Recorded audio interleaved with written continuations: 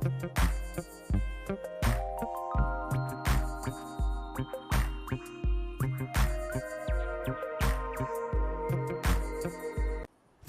is 757 Saturday Sports Talk. Here are Matt Hatfield and Coach Ed Young.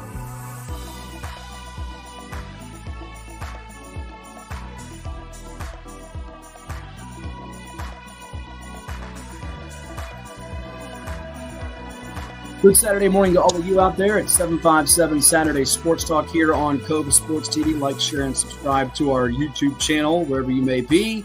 We're glad you're spending this part of your Saturday morning with us. I am Matt Hatfield. My co-host, the Coach Ed Young, is having some technological troubleshooting issues, to no big shock this morning. So he will be with us, we hope, momentarily, as I was trying to walk the dinosaurs through some of those, as it's not an easy thing to do on this Saturday morning. But we're glad you are with us. Hope everyone out there had a wonderful Independence Day weekend. All the kids out there in the pool, like I was spending some of my weekend, and enjoying the fireworks, enjoying the time with loved ones, friends, and family. We have some special guests that will be with us this morning at about 10:30 or so Eastern. We are scheduled to be talking with the young man from Atlantic Shores who is going to William & Mary to play his college football, and that is Chris Higgins, who last year had 66 receptions for 1,036 yards, 15 touchdowns, also 3 interceptions for the Seahawks of Atlantic Shores, picked William & Mary, so we'll have him on the program in just a little bit. Paul Stone, college football expert and handicapper, will join us at about 11:20 a.m. Eastern as we break down the world of college football. Football will be here before you know it. Pigskin time. It's just about that time as we get the countdown going for you. We'll talk about some of the teams from around the Commonwealth and beyond, such as Old Dominion, UVA, Virginia Tech, Liberty, James Madison, and also hit on the national front with Paul Stone coming up as well. Paul Stone Sports, find him on X or Twitter, as they say, and his website, as well as a wonderful job covering everything when it comes to the world of college football. But a sad note, we begin this show this morning, the passing of Mario Mullen, head basketball coach at Ocean Lakes High School in Virginia Beach. He was the AAA State Player of the Year at Bayside High back in 1991. It helped lead the Marlins, coached by Ron Jenkins, to back-to-back state titles in 1990-91. Then went on to play after a year prep school in Maine at Old Dominion University, where he helped the Monarchs famously knock off Villanova. They were a number 14 seed, where the Monarchs, Villanova, a number 3 seed back in 1995, and they got it done beating Villanova, coached by another one of our former guests, by the way, Steve Lapis, and that team had a really fine career at ODU, went on to coaching, touched so many lives, and he was hospitalized just in the past couple of weeks, had a health situation that unexpectedly popped up, and we lost him at the age of 50. Our thoughts and prayers to the entire Mullen family on this Saturday morning, just a couple of days after Independence Day. And the man that preceded him as the head coach at Ocean Lakes High School, Nick Mace, so kind to join us this morning. I know he's going through a tough time as Nick comes on the program. Coach, I wish we had you on the show under better circumstances. I know you're donning the Boston Celtics championship shirt, I believe it is, as you're a big Celtics fan. But your thoughts and memories of a guy that I believe started out part of his coaching career under you as an assistant, and then he took over after you departed to move to the Richmond area. I know this has to be a big shock, and it's just a sad day for you and the entire Ocean Lakes community, everybody in 757 and all of Virginia that really love the sport of basketball. Yeah. Thanks for having me on, Matt. Like you said, wish it was under better circumstances and everything. Yeah, Coach Mullen and I met during my second tenure at Ocean Lakes. I was looking for an assistant coach at the time, and he happened to have a son in the program, and we started talking one day, and he agreed to join my staff, and the history was amazing. I think Coach Mark Butts said it best today, just the definition of a gentle giant. One of the most humble and kind people I've ever met. Truly great friend. His basketball resume speaks for itself, but if you just met him, you would never expect his greatness, because he never talked about it. He was proud of it, but he was so humble, man. You would just never know it unless you asked. You would, if you ever went over to ODU with him, you would know it real quick, because he gets stopped every 5 yards walking down the street because he's such a legend there. But really sad day for me and for the Ocean Lakes community in general, for the coaching community. for the state of Virginia in general. And man, my thoughts are with his family, Tyler, Chase, his wife, and his daughter. Just extremely shocking and tragic. Yeah, I know you mentioned Coach Butts. I spoke with him last night. I know his son, I believe it's Tyler, who just finished up playing at Ocean Lakes, was starting to get into art, which Mark is one of the best artists around, does some terrific paintings, and did one of Coach Young and me. And I know he's got some shows coming up, Boardwalk and so on and so forth. But I also spoke with David Harvey, former teammate of Mario's last night, now an assistant basketball coach at John Marshall in Richmond, and part of that team with Odell Hodge, who's now an assistant, Mike Jones, the new head coach. Last time they interacted was back in March, the start of March, when it was a introductory press conference for Mike Jones as the head coach at Old Dominion, following up Jeff Jones. And he echoed a lot of the same sentiments as you are, Nick, just a really kind gentleman who would give the shirt off his back for anybody, and did so much. And the thing that really, I was telling someone else too, Nick, that I think really speaks of his profound legacy. We get caught up so much in the numbers of how many points and rebounds you get, wins and losses as a coach. But when you see opponents from the Beach District and across the 757 that played against him or didn't even play for him, play against him, that are sharing just their thoughts on what a good guy he was. He would always give someone a kind word or encouragement. It really means a lot. I know that folks are really touched by what he did, and they're saddened today. Yeah. His impact, especially as a coach, is not something you can measure through wins and losses. He's the type of man I would want coaching my son. He always did things the right way. He led by example.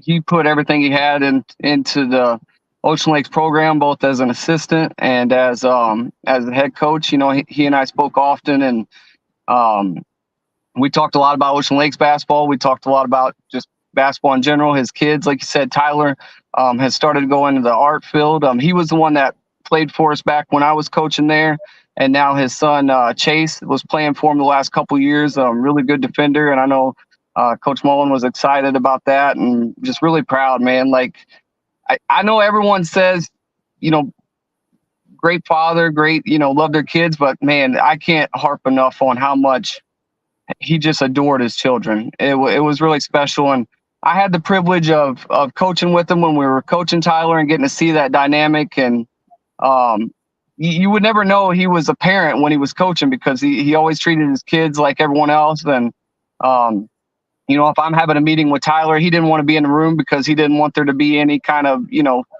conflict there or anything. Just a class act, and everything you could ask for from a friend, from a coach, just from a human being, man. Just we lost a great one. That's for sure.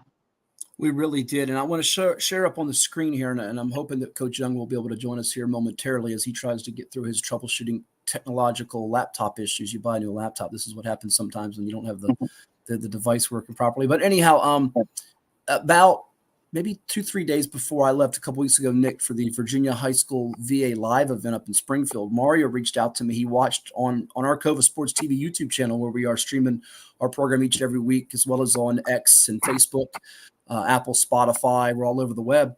That he watched the interview we did with Michael Kadire, former Minnesota Twins All-Star, Chesapeake native, Great Bridge High alum. And he liked the idea that he did in conjunction with the newspaper, the Virginia Pilot, of the All-Star 757 Baseball Classic. And you'll see some of these tweets. Some of you might not be able to read them because you got to really squint, but our producer, Jack Lowe, put these together. And some DMs, actually, he sent me. I'll read them for folks that cannot read them, or if they're listening on Apple, Spotify, can't watch the show, I'll also read it for you here too. He said, "Hey, Matthew, listening to your live with Michael Kadire, another legend from the Tidewater area, gave me an idea to start an all-Tidewater basketball game. Would love you to be a part of it with the guidance consultation of Kadire. Let me know what you think." Told him I liked the idea.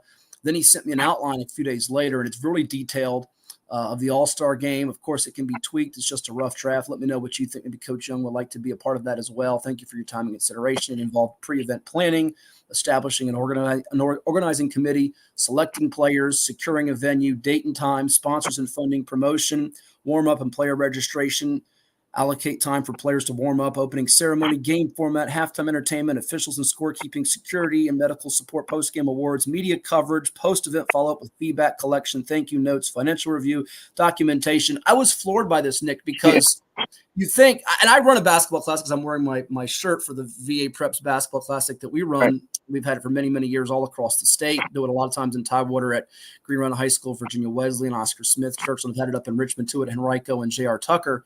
And it's a lot of time. It's time consuming. And it's not, I tell people that want to start events that if you're doing it for the monetary reasons, it's not worth it. You know, this, you all as coaches, yourself, Ed, Mario, and among many, many others, you don't do it for the return on the dollars and cents, making your bucks, if you will, for a living. Right. But I was just floored at how thorough he was, and just it got me the thought. And obviously, we would certainly want the blessing of his family and their support behind something of this magnitude. But I do think, much like we did after and you hate to, someone that's as profound his impact as Mario, playing, coaching, just affecting lives. We helped start with the blessing of Ben Moore's family, the late great Ben Moore, who coached at Warwick High School in Menchville, Virginia Wesleyan, the Ben Moore Fall League that takes place annually at the Boo Williams Sportsplex in Hampton. And I do think, whether we're a part of this or, again, his family given the blessing and the go-ahead, there should be a senior all-star showcase in the name of Mario Mullen, who, as we remember him, was a heck of a player back in the early 90s for Ron Jenkins and really established a legacy of a lot of 7-5-7 teams making their mark across the state.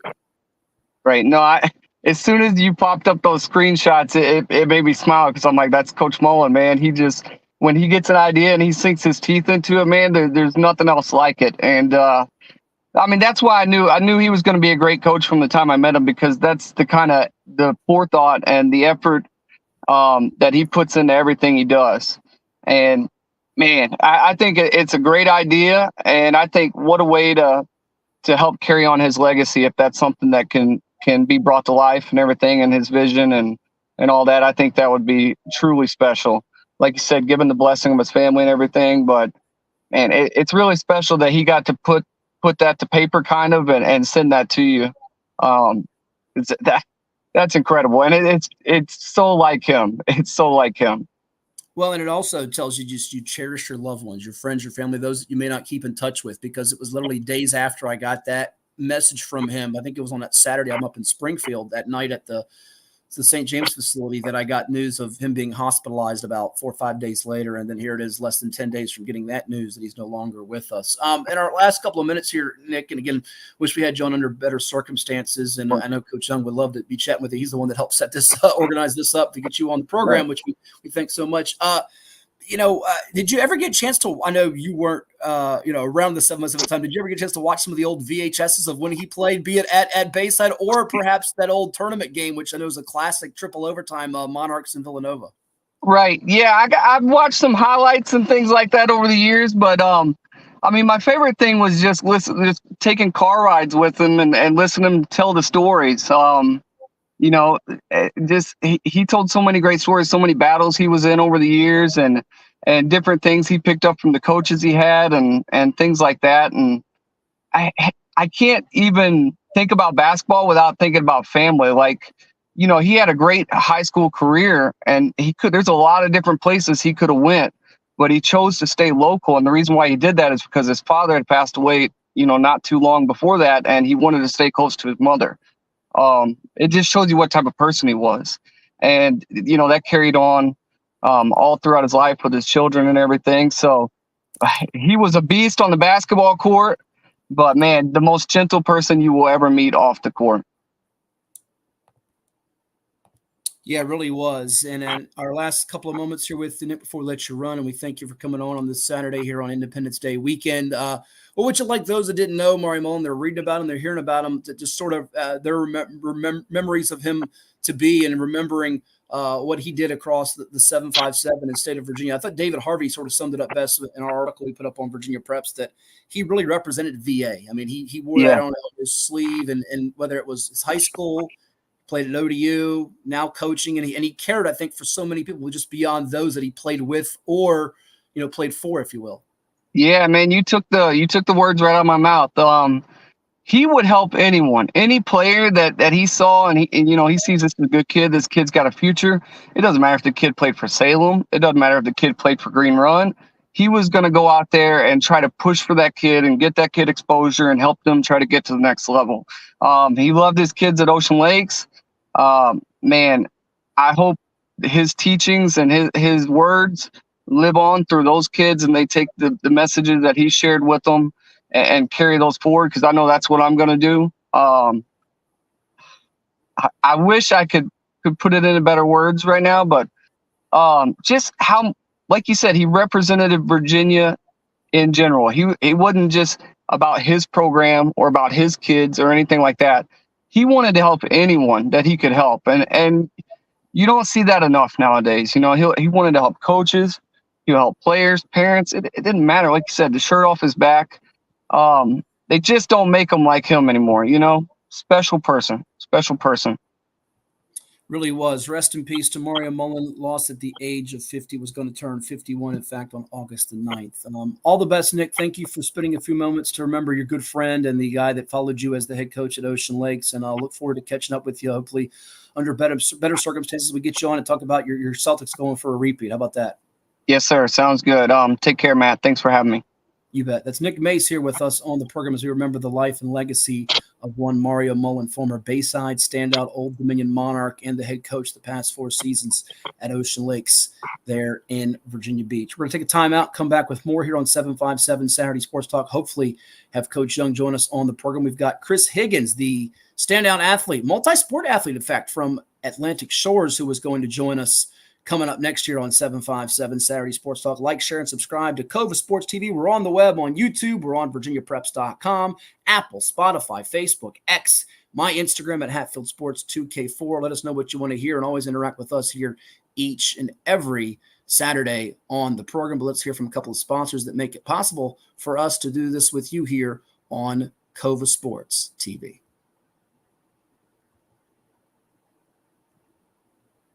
Get ready for a season of thrills and excitement. Virginia Beach United invites you to experience the adrenaline of USL League 2 Pro Soccer. Tickets are only $10 for adults, $7 for kids, and children 5 and under are free. It's the perfect family outing filled with fun and entertainment. Secure your seats now for a season of unforgettable soccer moments with Virginia Beach United. Don't miss out.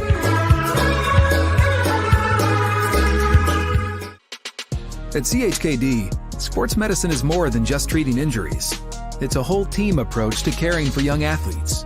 With experienced physicians, surgeons, trainers, and rehab specialists here when kids and teens need them most. Our experts help young athletes prevent injuries too, with advanced training and conditioning programs that keep them in the game safely. CHKD Sports Medicine, where kids are more than patients and we're more than a hospital.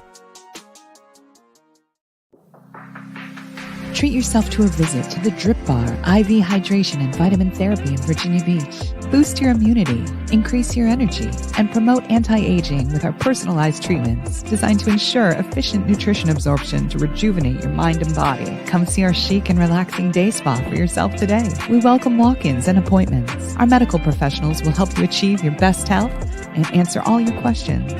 The Drip Bar at Lansdowne Commons in Virginia Beach.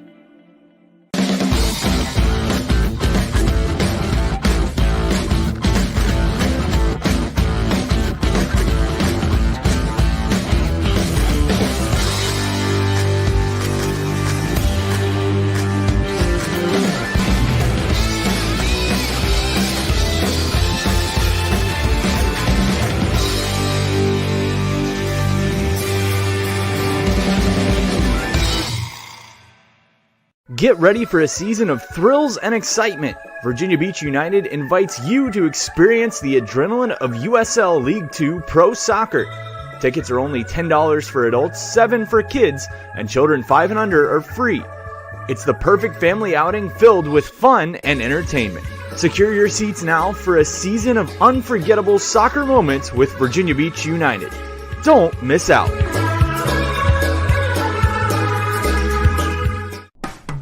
After more than 50 years of innovation, AstroTurf still leads the way. The inventor of artificial turf does it all, right here in the USA. We engineer, test, manufacture, and install the world's most innovative fibers and turf technologies, with over 30,000 tracks and fields worldwide. AstroTurf, powered by Sport Group. Hampton Roads has a long-running high school and college sports tradition. It's time to give them the spotlight they deserve. This is 757 Saturday Sports Talk. Here is Matt Hatfield.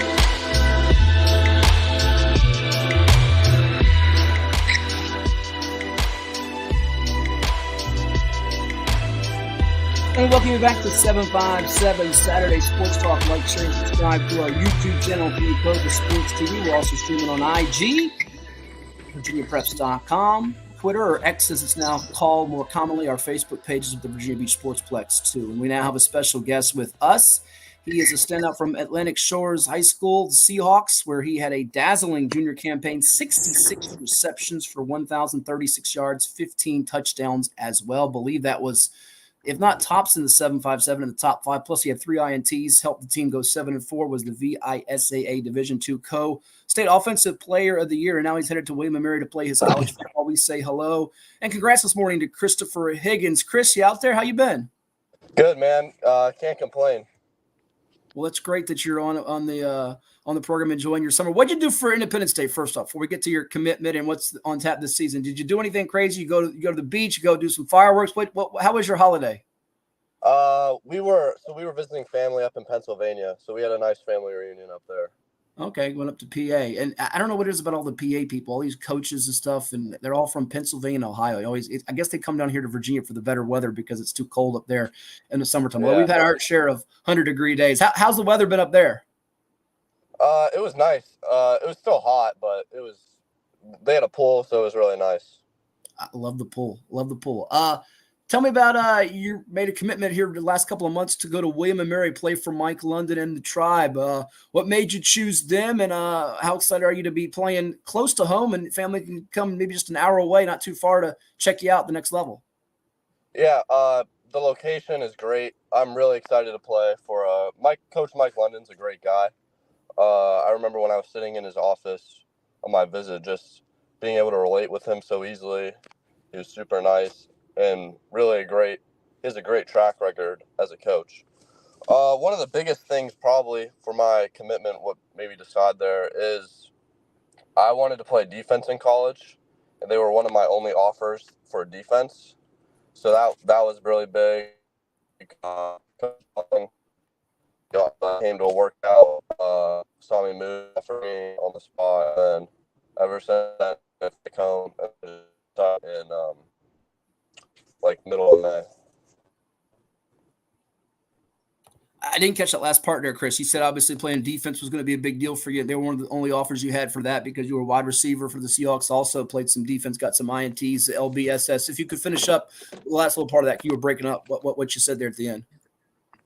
Oh, which part? After Coach London? Yeah. Go ahead. Oh, I was just saying probably the biggest thing was the opportunity to play defense at the next level.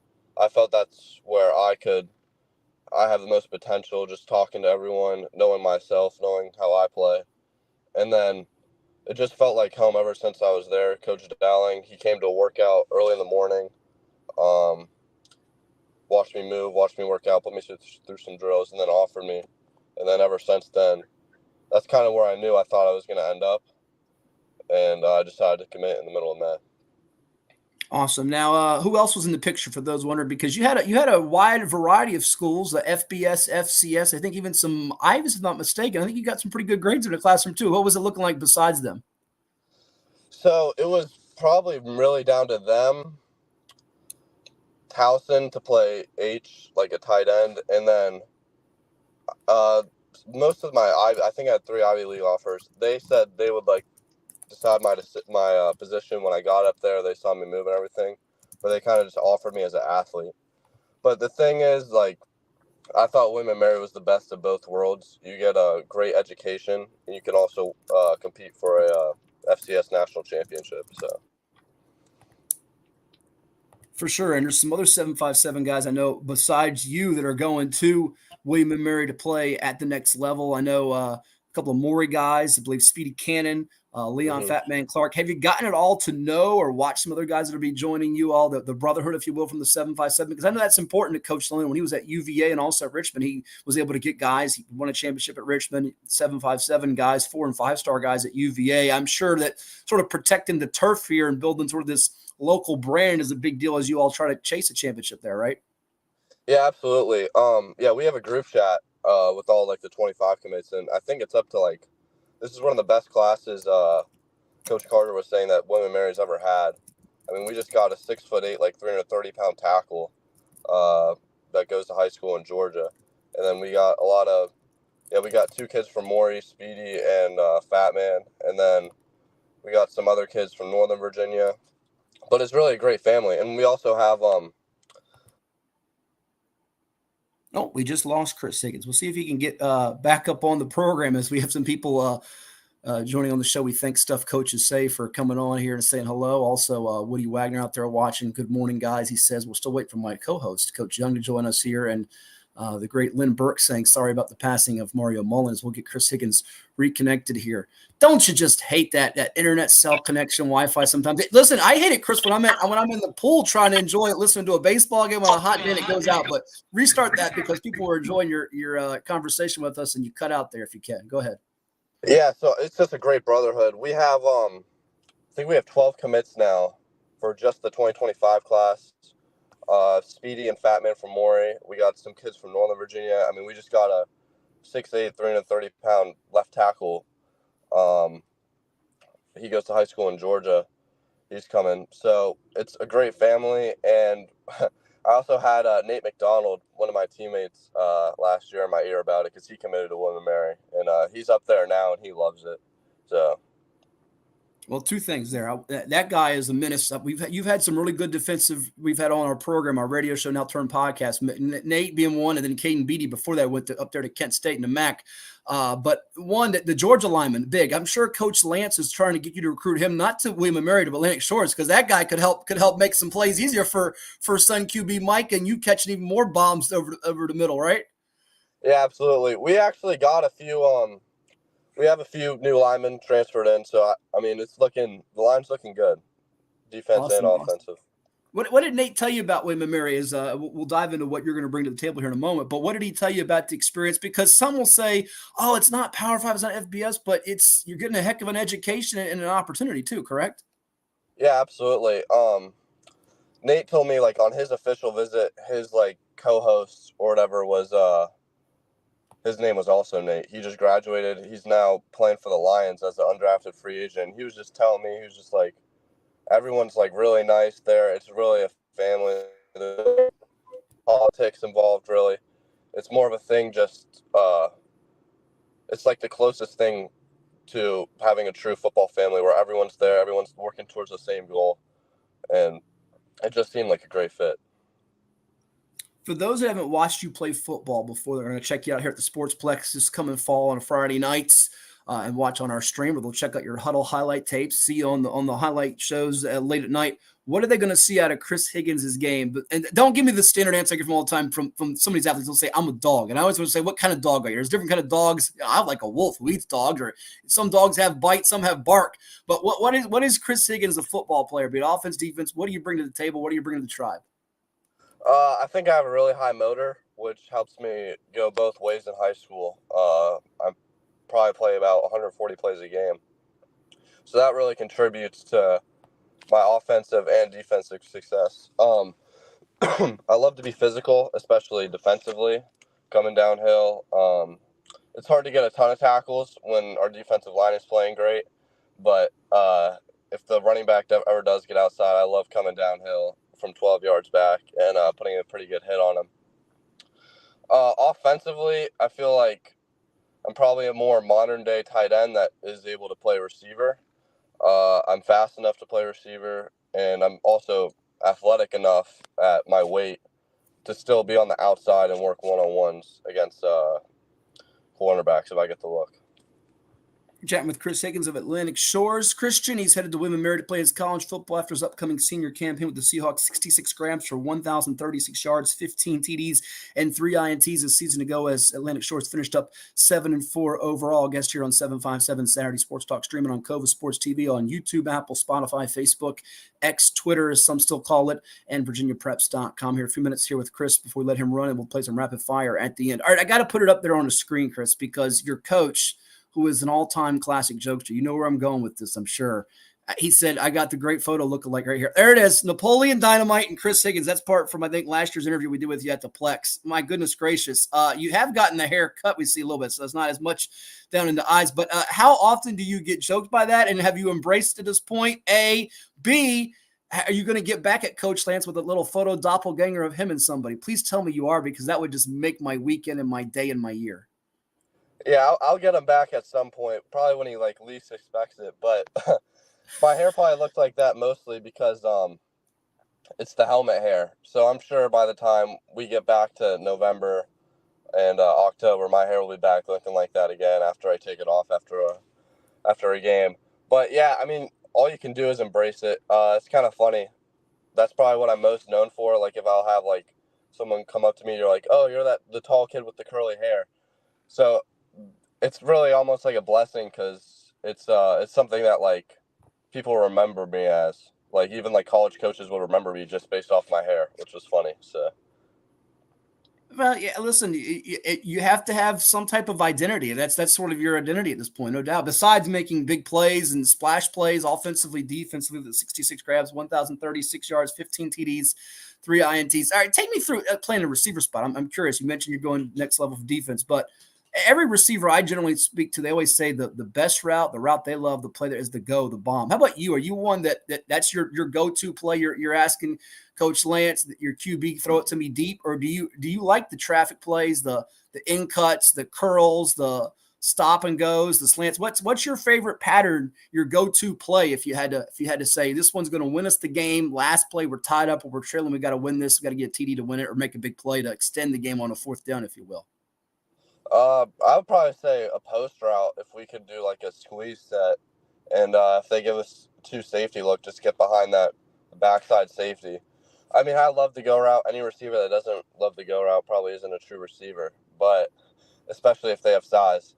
But yeah, I love, we run a lot of bend-ins, stuff over the middle, and it's always fun having to trust your quarterback and hope he doesn't lead you into a big linebacker on the run. But no, I love running a lot of routes. Our offense is really diverse, so we get a lot of different, that we have stop and goes, everything. We run a lot of different stuff. So, but yeah, my favorite route would probably be a post. Being Division II Offensive Co-Player of the Year in the state, what did that mean to you last season? It meant a lot. Really, it's just a true testament to how well our offense is able to run, that we could have a receiver play that well while still having a great running game and even getting the other receivers involved. So it was really a testament to the coaching and then everyone that makes the offense run well. Now, you play other sports besides football, correct? You're a hooper too, right? Yeah, I was. That used to be my main sport. Was when I was going around every weekend playing AAU. But yeah, I can still get in the gym here and there. Okay. Guard, forward, what do you do well on the court? Probably shooting guard, honestly. Even though I'm probably one of the taller players, I can still shoot at a pretty consistent rate. So. Okay. You can take most everybody in one-on-one at Shores, or a couple people you might have to brush up on. No, yeah, I'd say I could still hold my own against anyone. Okay, good deal. Fairly humble answer. You don't want you to be too braggadocious. A couple more, let's run rapid fire to close things out. What does Chris Higgins need to polish up on, improve on this coming season that'll help A, his team go further, and B, even more of a threat come playoff time, and B, enable him to be even better for the college game when he gets there at William & Mary? Give us what do you sharpen up on in your craft? I'd probably say, honestly, wide receiver blocking. I think with my size, we could use me more in the run game, being able to block, open up some holes, because at 220 pounds, I could really move on the team. So I think that could really help open up the offense. Good deal. And last one before we do the rapid fire and let you roll here, Chris, we thank you for coming on the show this morning. What can we expect from this team this coming year? Give us some names that you can shout out besides yourself. I know QB1, Micah's going to put up some big numbers, especially with you as his go-to target, and you're going to be aiming for even more picks and tackles and takeaways on the defensive side of the ball. What can we expect from the Seahawks this coming fall? Yeah, we have a really good core returning. We got Jack in the backfield, and then all our wide receivers are coming back, and we even picked up a few. We picked up a few different receivers.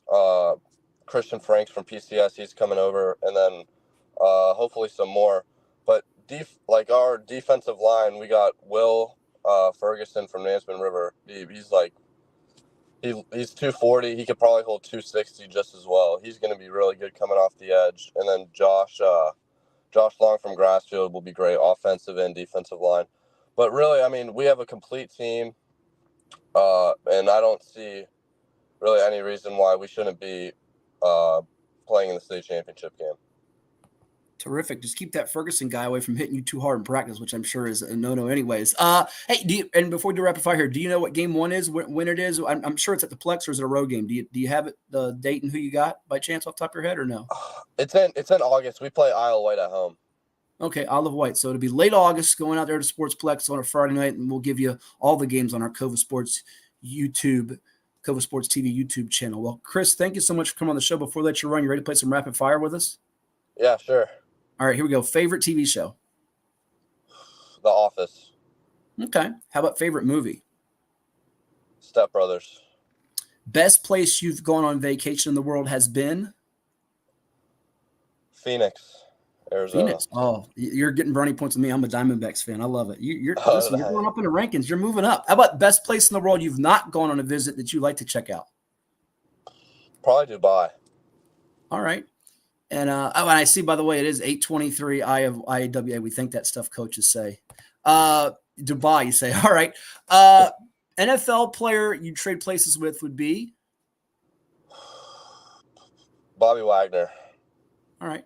Fastest football player at Atlantic Shores is? Corey Williams. Corey Williams. All right. Late night snack. What's your go-to late night snack? Some extra cheesy goldfish. Can't go wrong. Not bad with goldfish. All right, a couple more for you here. Who does the best impersonation of Coach Lance on the Atlantic Shores football team? It's probably Micah. Micah. Oh, son. Well, I get it. That makes sense. Yeah. That makes sense. All right. Chore you hate the most. What's the chore mom, dad, film make you do that you hate the most? Probably cleaning out the dishwasher. All right. Toughest player you've gone up against in high school has been? Probably Isaiah Furman. All right, from NSA, going down to Elon. And lastly, one word to best describe Chris Higgins. What is it? Determined. I like that. That's from the Determined. Atlantic Shores multi-sport, two-way standout. He's going to William & Mary to play his college football for Mike London and the Tribe. You can check him out August 23rd and beyond as they take on Isle of Wight at the Sportsplex. Rocking Napoleon Dynamite, ladies and gents. Chris Higgins, the VISAA Division II Co-Offensive Player of the Year from a season ago. Thanks so much for coming on the show. We look forward to watching you this coming fall and beyond at the next level. And have a great rest of your summer, my friend. Thank you, man. Thanks for having me on. Our pleasure. That's Chris Higgins with us here on 757 Saturday Sports Talk and Cova Sports TV. Like, share, and subscribe. Great to catch up with him. And to no surprise, Ed Young, who I was speaking with literally 5 minutes before we got on air, is still not with us. I even recommended him trying to come on by his cell phone, and he's missed 2 segments of the show. But you know what? Like I said to folks, sometimes it's good to have a little break from the curmudgeon. I mean, like the video I sometimes do from the pool says it. You know what's so great about this place? It's an Ed Young free zone. Oh, yes. It's great. Tremendous. Doesn't get much better than this. It doesn't sometimes. But I know people do. There are some out there that are wanting to hear his opinion and perspective on a bunch of things. But we still got on the show as hour one's just about in the books here on 757 Saturday Sports Talk. We have Paul Stone coming up on hour two to give you the breakdown of college football as he will join us here from Paul Stone Sports. And we will be playing either, neither, or both. We hope. I mean, I might be playing it against myself, which would not be a fun game to play a game by yourself. It's always better to play video games when you have someone to go up against and beat. And I love beating Ed Young. So we do miss that element and angle of it on the program. But we're going to take a timeout and come back with an interview from one of the area football or basketball standouts, or maybe from one of the interviews I did up at VA Live here on 757 Saturday Sports Talk after we hear from some of the sponsors and pay some of the bills that make it possible for us to stream with you each and every Saturday through July, August, September, October, November, and December, all the way through Christmas and New Year's. We'll be back in just a little bit, folks. Stay tuned. As a banker at Town Bank, we believe that people bank with people, not with banks. You're looking for an actual personal relationship, and that's what you get at our bank. You get that person that gets to know you, gets to know your business, is there for you. I think that is what motivates us, what drives us, and the idea that we are trying to serve others and enrich lives, I think is very true.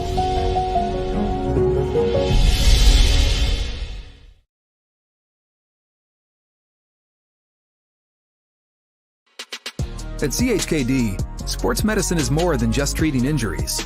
It's a whole team approach to caring for young athletes. With experienced physicians, surgeons, trainers, and rehab specialists here when kids and teens need them most. Our experts help young athletes prevent injuries too, with advanced training and conditioning programs that keep them in the game safely. CHKD Sports Medicine, where kids are more than patients and we're more than a hospital.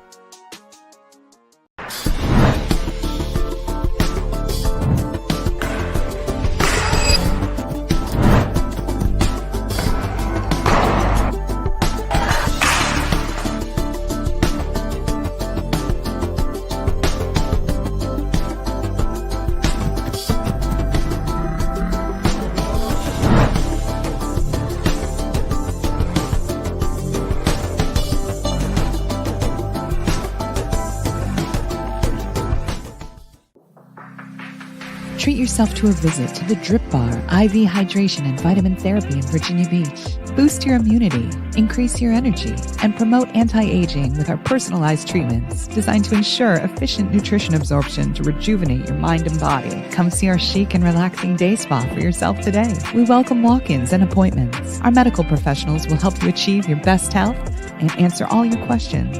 The Drip Bar at Lansdowne Commons in Virginia Beach. All right, folks, here it is. What do you call a fake noodle? An imposter. Get it? An imposter. This is 757 Saturday Sports Talk. Here are Matt Hatfield and Coach Ed Young.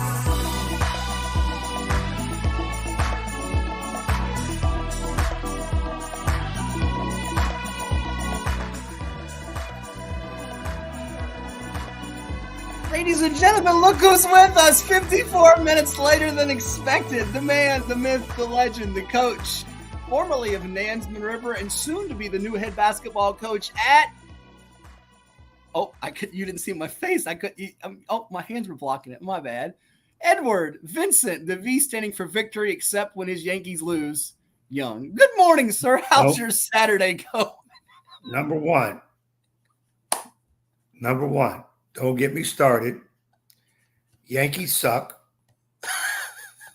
The only thing worse than the Yankees is your poolside adventure jokes. Well, wait, you missed Chris Higgins, who was terrific, by the way, and you missed Nick Mace, who came on to remember the great Mario Mullen, who we lost. But you were gone for an hour. I thought it'd be 5 minutes. I look at I'm like, this is going on a long while here. I apologize to the world out there. I bought a new computer, first time in history of my life. Bought a new computer. But I don't want to buy another one because it could be bad if you buy another one.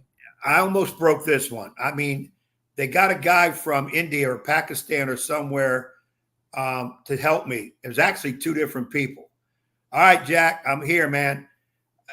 Great idea. Whose idea was it to let Coach Tech new technology? No, it wasn't whoever's idea. Wasn't a good one. Man, I could not get this camera thing to work, and then he had to actually take control of the computer. I had to give him access to the computer, but to my defense, he could not find what I actually needed. Good morning, Woodrow. Man, pray for me, man. Just pray. And you missed Lynn. You missed all the people that I are missed tuning in everybody. from Instagram. We've got hundreds watching this morning, and they're wondering where you are. Although, like I said earlier, an Ed Young free zone from the pool is not a bad thing. So, well, from the pool, yes, because you're in the pool and your skivvies. I don't want to be anywhere near that. I'm glad I have the fence up, and I make light of it though. My frustration is immense with this computer technology. I still don't know what went wrong, but all I know was when he played with it. Oh, you broke my heart, Woodrow. Yeah. Woodrow, I don't know. Woodrow, I don't know. I'm a Yankee die hard. I joined the Yankee group in the early years where they sucked. So I've been with them through bad and bad. But right now, they're the worst team in baseball in the last month. Holmes was a strike away from looking all right and got bombed. Volpe walks into home on a play where he could almost got that team needs to have a fire lit under them. There needs to be some changes made. I am not a proponent on getting rid of coaches and firing the coach, but something needs to be done with this squad. And they're too good. Your buddy Demetrius out there, Northern Neck, is in favor of getting rid of Aaron Boone. And by the way, I saw an interesting tweet last night, and it was about if I can pull it up. I wish I had it in front of me. Jacoby Ellsbury stole 343 bases in his career, but that's nothing compared to the 153 million he would steal from the Yankees. And by the way, everybody steals bases on the Yankees these days. It's will it go round in circles? Will it fly high like a bird up in the sky? Billy Preston style. Y'all don't throw anybody out from home plate. Jeez. Yeah, I don't know. I watched that game yesterday. They lost 3 in a row to the Reds, the hapless Reds. Oh, Woody, that's even worse. I'm a D-backs fan. Dodgers, that's worse. That's not bad. I mean, Dodgers. We should have swept them, by the way. Now, last night, we take the lead in the ninth and give up 3 in the bottom of the ninth to San Diego. People are probably tired of hearing us talk about baseball teams as failures this morning. But my gracious, between my team's spit job, gag job, and yours, although we were a strike and out away from sweeping LA, had the first game in the books. The Dodgers and Yankees. That's a bad combination. We get that in the World Series, I might go vomit in a bucket. But go ahead. Well, that's what everybody wants to see. No, not me. I'm in the minority on that one. Well, I'm talking about people that really know their baseball. They're going to want Yankees and Dodgers. But the Yankees went in 7 in the bottom of the ninth in the 7th game. But right now, I know there's a lot of season to go. And like I tell people, you can lose 62 games and be pretty doggone good because you have 100 wins. But I'm telling you, watching the Yankees right now, and I guess the problem is they started out so great. But I'm the one that picked Baltimore to win the division at the beginning of the year anyway. So, and I'm going to go see the Yankees and Orioles next weekend. So I just got to decide what side to sit on. We'll see what happens. But you know what? I missed something, and this is not a joke. I saw, of course, you informed me last night about passing to Mario Mullen, and I know y'all just talked about it. It hit me hard too. I'm not real close friends with Mario. I know him as a person in the business. The last time I talked to Mario was, I think it was in December, January. I was scouting somewhere and he was there. We talked briefly and talked about hooking up this year, at least maybe a scrimmage. I know we've scrimmaged in the past. And when Nick, you had Nick Mace on earlier, and I'm sorry I missed it, Nick. Nick going through a tough time right now with Mario gone. He has close to Mario, and I know he's got family situation in New York he's dealing with. So prayers go out to Nick, too, trying to keep it down. And the Mario family and the Mario contingent that were close to Mario. Good dude, really good dude, engaging, had a lot of high praise for me, put me in the same class with Ron Jenkins. And that's the ultimate compliment to me, to be put in the same class as Ron Jenkins. He's the greatest. But it was. I know you reached out to Ron last night. I know he's going through a tough time, and I try to effort getting Ron. And, I forgot to bring this up with Nick real quick, Ed. It was Mario's idea. We did share on the screen. I'll do it again here. The tweets that the DMs that Mario had. Folks that missed us in the first hour of the show. I'll go through them and skim it a little bit here in a moment. But Ed, he was the guy that really was the one that I think spearheaded that Bayside honoring Ron Jenkins.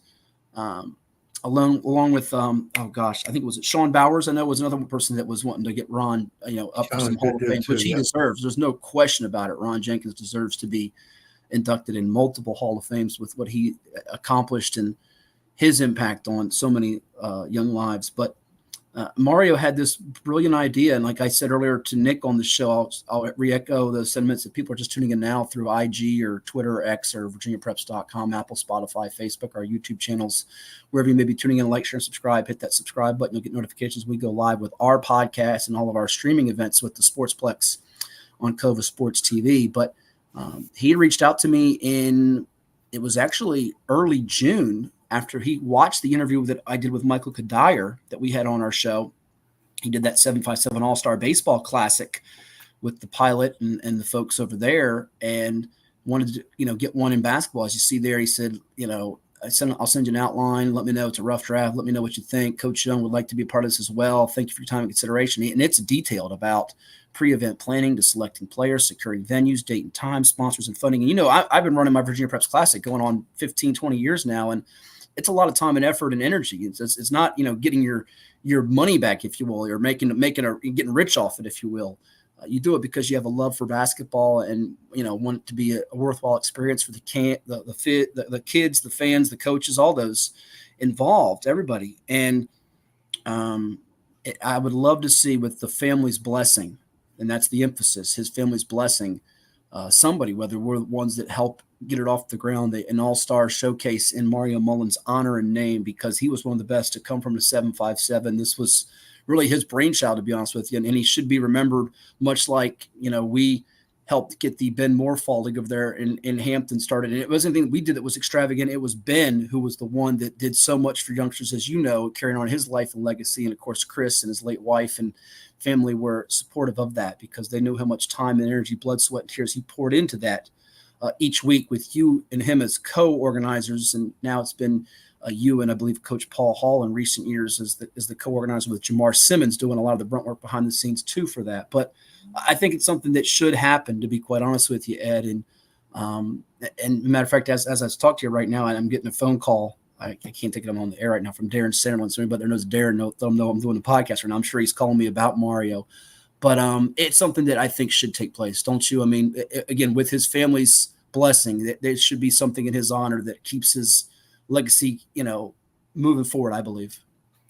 Yeah, I mean, Mario was just getting started in the coaching area here. I think he was only at Ocean Lakes 3 years, getting that program back to some prominence here in the 757, doing it the right way. But yeah, something with his name attached to it. Is a younger coach, 50 years old, I think it is. To me, that's younger.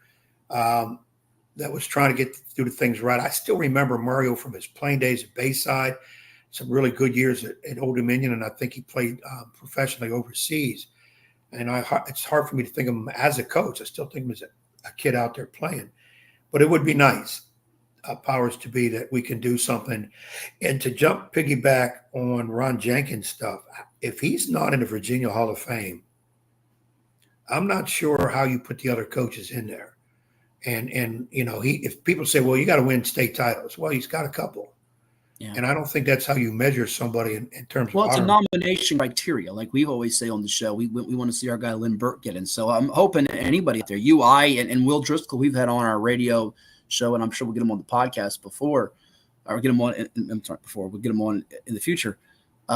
He always talks about it's a nomination process. So basically, it just takes any one individual to formally nominate. So whether you want to nominate Ron Jenkins, Mario Mullen, Ed Young, Lynn Burke, whoever it is, whoever nominates, they then become a candidate. And I think it goes before more of a committee panel from that point. But you have to be – some people don't nominate because they assume that person's already been nominated when that person hasn't been officially, formally nominated, because that's do they have a ballot, or who you just have to randomly call somebody? It's a good question to ask, and we'll have to bring it up to Will when we get him on the show again sometime soon. But basically, I think it's through online, or you can mail. It's just they have any type of documentation that shows he's been officially nominated, essentially. So yeah, I got to think he has, or will be if he hasn't already. Especially, let's hope the word spreads that he needs to be. So, and this is kind of not a great thing to say right now this morning based on what has happened with Mario.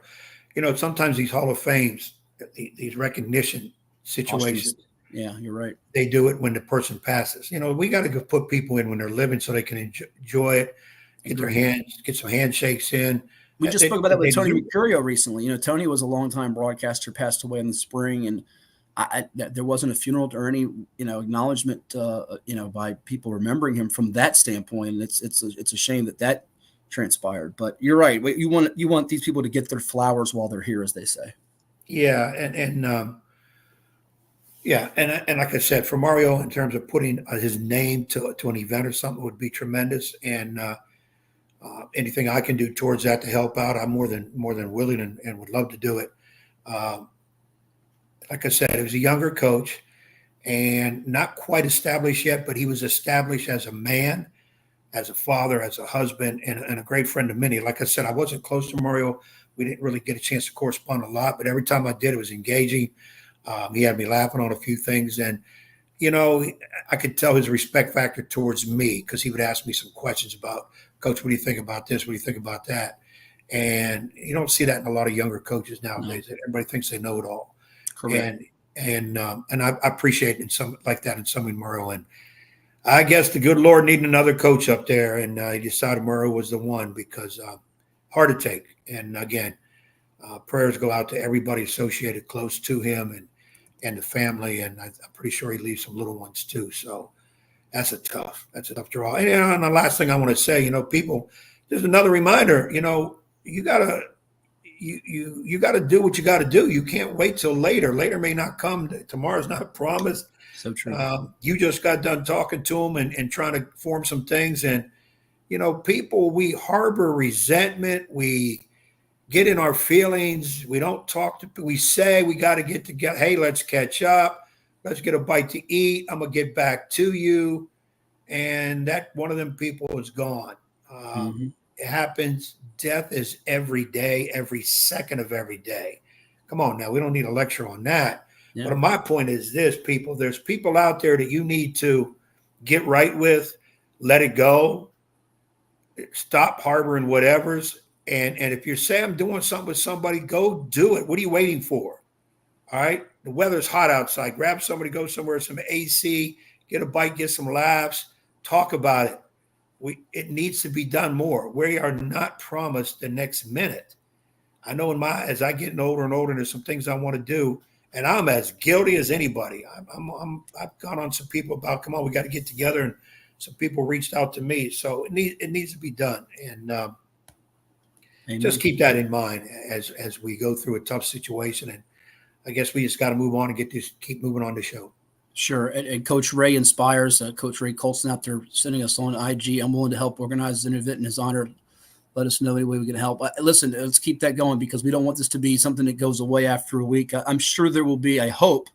I know Old Dominion Sports basketball X account or Twitter account, as it's called, put out a remembering of Mario last night. I'm sure he'll be honored at ODU, Ocean Lakes Bayside games. We certainly hope in the wintertime. But rest in peace. Thoughts and prayers to Mario Mullen and his family, just about a month short of his 51st birthday, which would have been August the 9th. We lose him way too soon at the age of 50. So, yeah, tough one to digest, Ed, as I know a lot of people are hurting this morning with that. And we give our warmest condolences and our thoughts and prayers to his entire family. We talked with Mark Butts last night. He's got a son, Tyler, who's getting into art.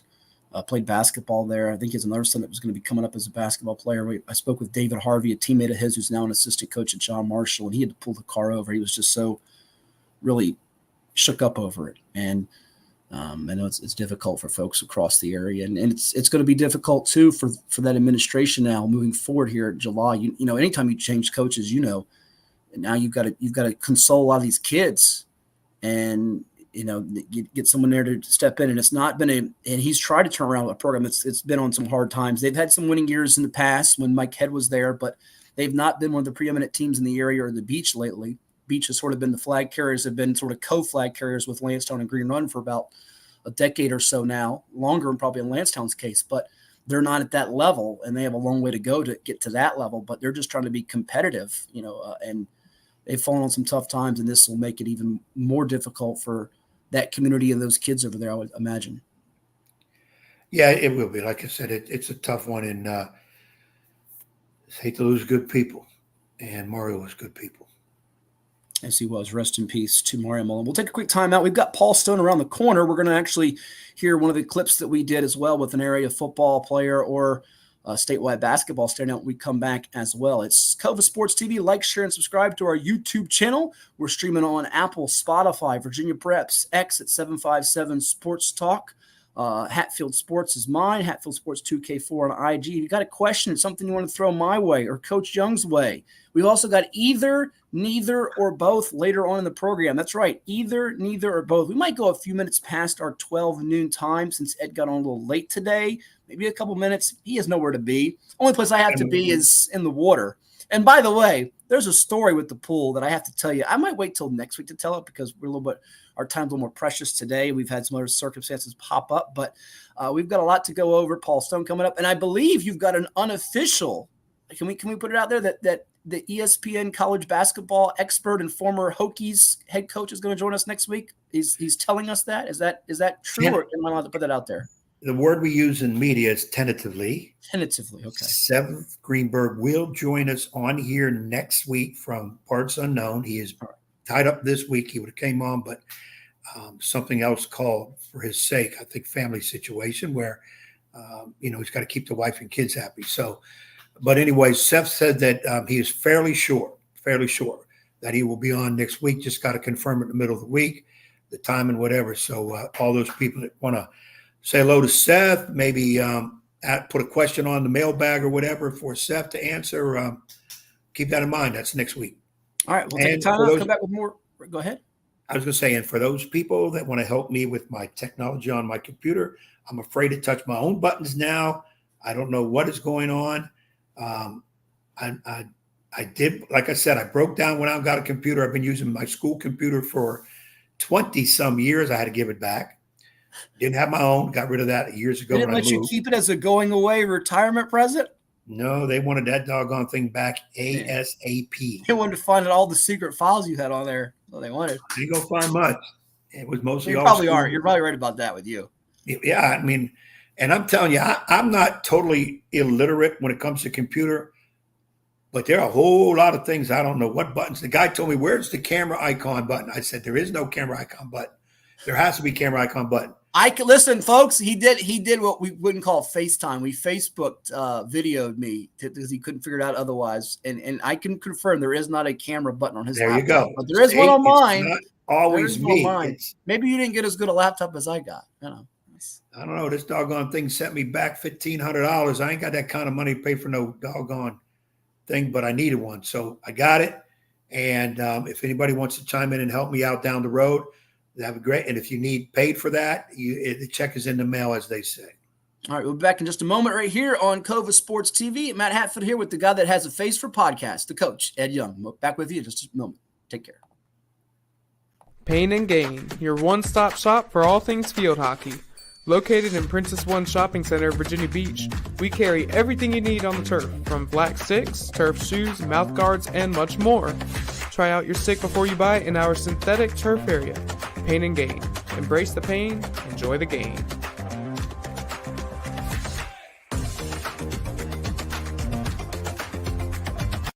Well, it's everybody's favorite time of year again. Time to prepare to make your annual donation to that infernal revenue service. And if you're like me, you need help.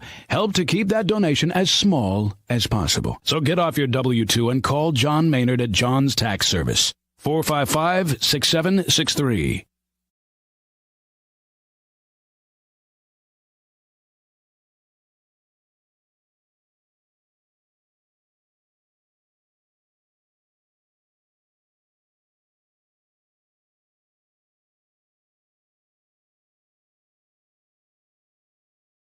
I'm Dr. Mark Cardelia, orthopedic surgeon and surgical director of the CHKD Sports Medicine Program. We see a lot of knee injuries in student athletes these days, and many of these are ACL tears. Parents often ask how to know when a knee injury may be serious.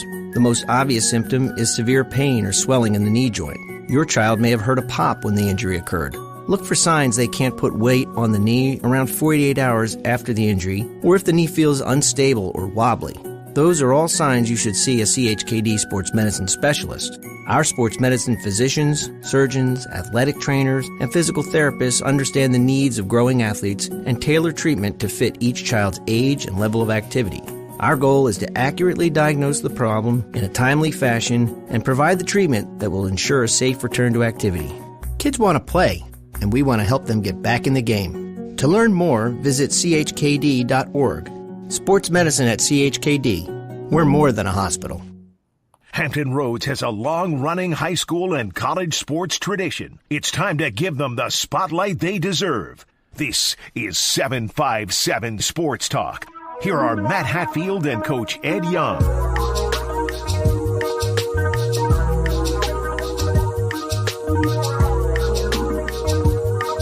And we're back here on 757 Saturday Sports Talk. Like, share, and subscribe to our YouTube channel on Cobra Sports TV. But, Ed, we got an interview clip before we hear from Paul Stone. Who is that with, sir?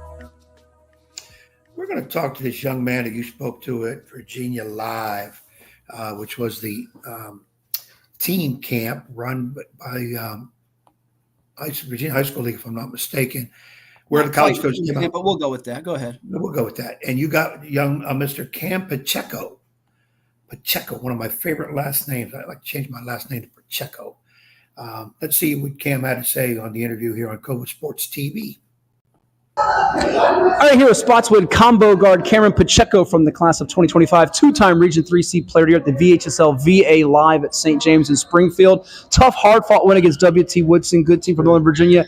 How cool is this event for you? You play AAU against some good competition with Virginia Elite last year with Team Loaded, but to get out here against another team that's been in state tournaments like yours, that'd be pretty neat. Yes, sir. It actually feels great, coming from the AAU level, good competition, physicality levels there. So at the high school standpoint, I feel like it helps our younger guys coming up on the varsity level to see like the physicality, the pace of the game that we have to play, and all the small things you have to do to make sure we win. I was just telling you a minute ago before we went on camera here that I think I've covered up Pacheco for forever with Virginia Preps, your older brothers, Angel and Carmelo. And what have you learned from them? I know one's still playing at UVA Wise, I believe, right? Or yes, sir. He transferred to Mount St. Mary's. Oh, so Mount St. Mary's. Well, yes, and we'll get to that because that's your first D1 offer here, really. But what's it been like growing up around them, the backyard battles, and how it's helped mold you and shape you, if you will?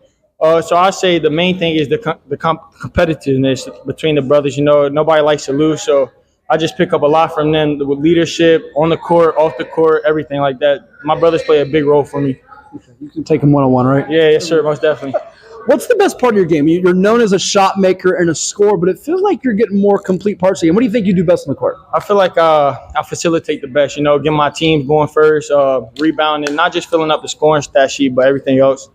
How much do you and Tyler Sprague taking a leadership role for Coach Edwards? Last year, you guys got to a 26-0 start. I know he just told me you got guys out with arms, ACLs, JV, do football. Have you taken on more of a vocal leadership role with that too? Yes, sir. I say the vocal part of the leadership has become like a completely bigger thing than what it has been in the previous years. We got a lot of JV guys coming up, not too many returners, so that has to step up way more than what it has in the past. You like basketball? You love it? I love basketball. Who you love watching? I love watching Kevin Durant. All right, you're a KD fan. Recruiting is starting to take up for him for you. I see Coach Lynn out here watching you. You've gotten off for him. How cool is that to get your first one, I think, about a month or so ago? Yes, sir. It's very amazing. It's always been my dream to be a Division I player. I'm not finished yet. Continue to keep putting in work. Hopefully more come. Who else is showing some interest? And besides them, after you told me that, were you hoping to hear from any possible schools, dream schools, if you will? My dream school is Duke, but I've been hearing from Air Force, UNCG has been in contact with Coach Gadsden for Virginia Elite, so that's all I know of so far. Tell a college out there why they should recruit you. What would you bring their program? I'll bring a true point guard. I'm not worried about scoring. I could care less about that. More of getting my team to win, making sure my players are on a good roll, making sure they're playing great and their confidence is on point. And what are you working on in your game? What are you improving on?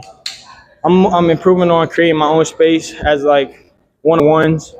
Getting my own buckets on like an easier way, not hard plays, just at a calm pace, playing more at my level. And lastly, how much do you want to get, not just for yourself and your teammates, your brothers, to state championship, but Coach Edwards, he's been knocking on that door. He's probably one of the best coaches, if not the best coaches, without a ring. And you guys were close last year in Class 3 where Northside got you. They won the chip again. You got Lake Taylor Hope. A lot of good teams in Class 3. What's it going to take to be there in the end? I say competing, though, is the main thing, and staying together. Injuries kind of played a role in our ending last year, but this year just coming stronger and playing together. He's a bucket getter and a playmaker. Player of the year from Spotswood, Cameron Pacheco. Thank you so much. Yes, sir. Thank you. Good job, man. So that was Cam Pacheco of Spotswood High School with us here on Cova Sports TV. Like, share, and subscribe here on our YouTube channel. He's going to have a chance to be a Player of the Year candidate and really blow up this coming year, Ed, on the hardwood for Coach Edwards, who's got one of the best programs in the state that has yet to win a state championship under his direction. They've been knocking on that door for quite a while now. Yeah, that kid, I think I've seen him play once before. Really heady kid, really smart kid. Physically, you mentioned earlier about being physical. Does play physical, but I liked his idea that leadership, which he showed, and the fact that he does play physical. He's not really worried about scoring, but he can. But that kid, I hope some people don't miss the boat on that one. That's a pretty decent kid right there. We're going to hear from the Drip Bar and One Life, a couple of our sponsors before we come back and chat with college football guru, expert handicapper Paul Stone about the schools around VA and beyond, the Hokies, the Cavaliers, Old Dominion, James Madison Liberty. What's he think of Ed's Fighting Irish from Notre Dame? Paul Stone will weigh in and tell you what you can find on his website and so much more. It's all coming your way right here on 757 Saturday Sports Talk. Like, share, and subscribe to Cova Sports TV. Back in just a moment. Treat yourself to a visit to the Drip Bar, IV hydration and vitamin therapy in Virginia Beach. Boost your immunity, increase your energy, and promote anti-aging with our personalized treatments designed to ensure efficient nutrition absorption to rejuvenate your mind and body. Come see our chic and relaxing day spa for yourself today. We welcome walk-ins and appointments. Our medical professionals will help you achieve your best health and answer all your questions. The Drip Bar at Lansdowne Commons in Virginia Beach.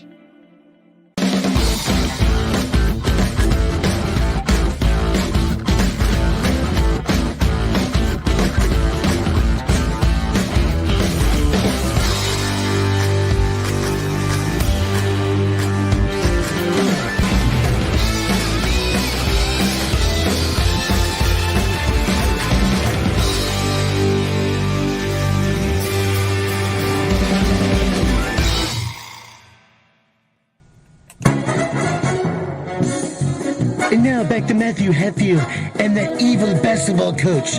Blast you, Ed Young!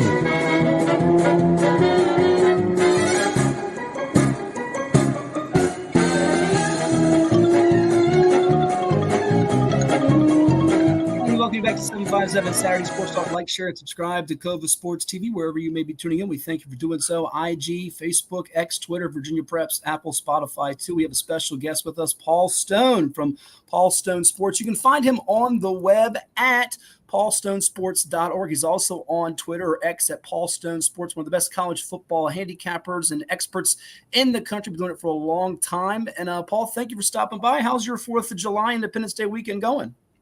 Going well so far. You know, I live out here on a lake in East Texas, so we have a lot of fireworks. So last night was not as bad as I anticipated, so got a little bit of sleep, and hopefully things will settle down a little bit. But we've got a hurricane coming up that's going to hit the Texas coast, and we're about 150 miles inland where I am in Jacksonville, Texas. So that could give us a lot of rain on Monday, but that's kind of my life these days. But I pretty much sit in front of a chair and look at college football teams this time of year and comb over statistics and magazines and things like that.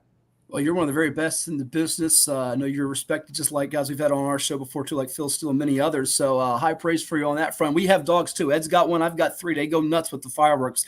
That is for sure. But, Paul, let's start off with some of the teams from around the Commonwealth. Ed's going to pepper you with Notre Dame because he's a diehard Fighting Irish fan. We got a lot we'll go over with this morning. If you had to pick just off the cuff here, top of the book, best team in the state of Virginia, which is where we are based out of. You think of the ACC schools like Virginia, Virginia Tech. They're trying to get turned around under relatively new coaches in just a couple of years under the direction. Brent Pry, the Hokies, getting the recruiting starting to turn around. You've got Tony Elliott at UVA. You think of James Madison, which had that wonderful jump up from FCS to FBS. Old Dominion's had some bright moments knocking off the Hokies a couple of times. But is it once again, despite having coaching turnover, quarterback turnover, the Liberty Flames, who could be one of the best non-Power 4, Power 5 schools in the country yet again? Well, without question, I mean, Liberty's one of the teams with, the 12-team playoff this year. You're going to have a group of 5 representative in the 12-team playoff, and Liberty could be that team. Without question, since they play what many believe to be the easiest schedule among the 134 FBS teams, they're going to have to go 12-0. The Flames' big game is going to be a road trip to Appalachian State in late September.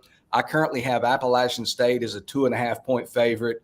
Could be about 3, but I think the Flames will be a slight underdog in that game. But in their other 11 games, Matthew, I've got Liberty favored between 11.5 and 14.5 in 6 of those games, and by 20.5 or more in the 5 others. So they're going to be prohibitive favorites in 11 of their 12 games. But without question, Liberty has to go 12-0 to have a shot at that group of 5 spot in the playoff, I think largely based on their schedule. Caden Salter, doesn't matter if you're talking about group of 5, power 5, power 4, whatever. This guy's one of the best dual threats in the nation at the quarterback position. Just a great athlete, actually from my home state of Texas, outside of Dallas. Believe Caden went to Cedar Hill High School outside of Dallas. Started his career at Tennessee. He has found a home at Liberty. But when you're asking me if it gets down to who's the best team in the Commonwealth, who's the best team in the state of Virginia, I'm going to go with those Virginia Tech Hokies. I just love where they are coming into this year. You look at them last year, they're 2-4 at the halfway point. They win 5 of their last 7 games to finish 7-6. And my positive outlook regarding Virginia Tech, certainly the end of last year has a little bit to do with it, but most of it has to do with the fact that they too have an experienced dual threat quarterback returning in Kyron Drones, a guy who transferred from Baylor before last year, 6'2", 235, passed for over 2,000 yards last year, ran for over 800. This is going to be just his second year as a starting quarterback at the FBS levels, full-time starting quarterback. So I expect big things out of Drones. And the Hokies just don't have any glaring weak spots. They've filled in some of their gaps with people out of the transfer portal. Got a nice Peebles, a defensive tackle out of Duke that's going to be a big help. Sam Brumfield comes over from Middle Tennessee State, a linebacker who was second-team Conference USA last year. Get their whole offensive line back, their top 4 receivers. I just love this Hokie team. Obviously they have games against Clemson and Miami where they're going to be like a 7 and 10 point underdog, but I think they might win one of those games. I think they might split those big games, but I'm very, very bullish on Virginia Tech this year. Interesting. I'll let Ed jump in here in a second. I want to get to that with you with the ACC here, Paul. So looking at Athlon magazine, which is one of the publications I'm sure you've checked out, they've got Virginia Tech 6th in the ACC. Virginia 16 out of 17 now with the addition of schools like Cal and Stanford, formerly from the Pac-12, or some still used to call them the Pac-10. But it's Florida State 1, Clemson 2, Miami 3, Louisville 4, NC State 5, Virginia Tech 6. Sort of a multi-pronged question here. Do they have value outside the Commonwealth as one of those picks to make the ACC championship, win it? And B, do you think they're kind of low because they don't have maybe the star marquee power that they've had in years past of like a Michael Vick, the Bruce Smith names? They've had some good players, but not the 4 or 5-star upper crust level prospects on their roster?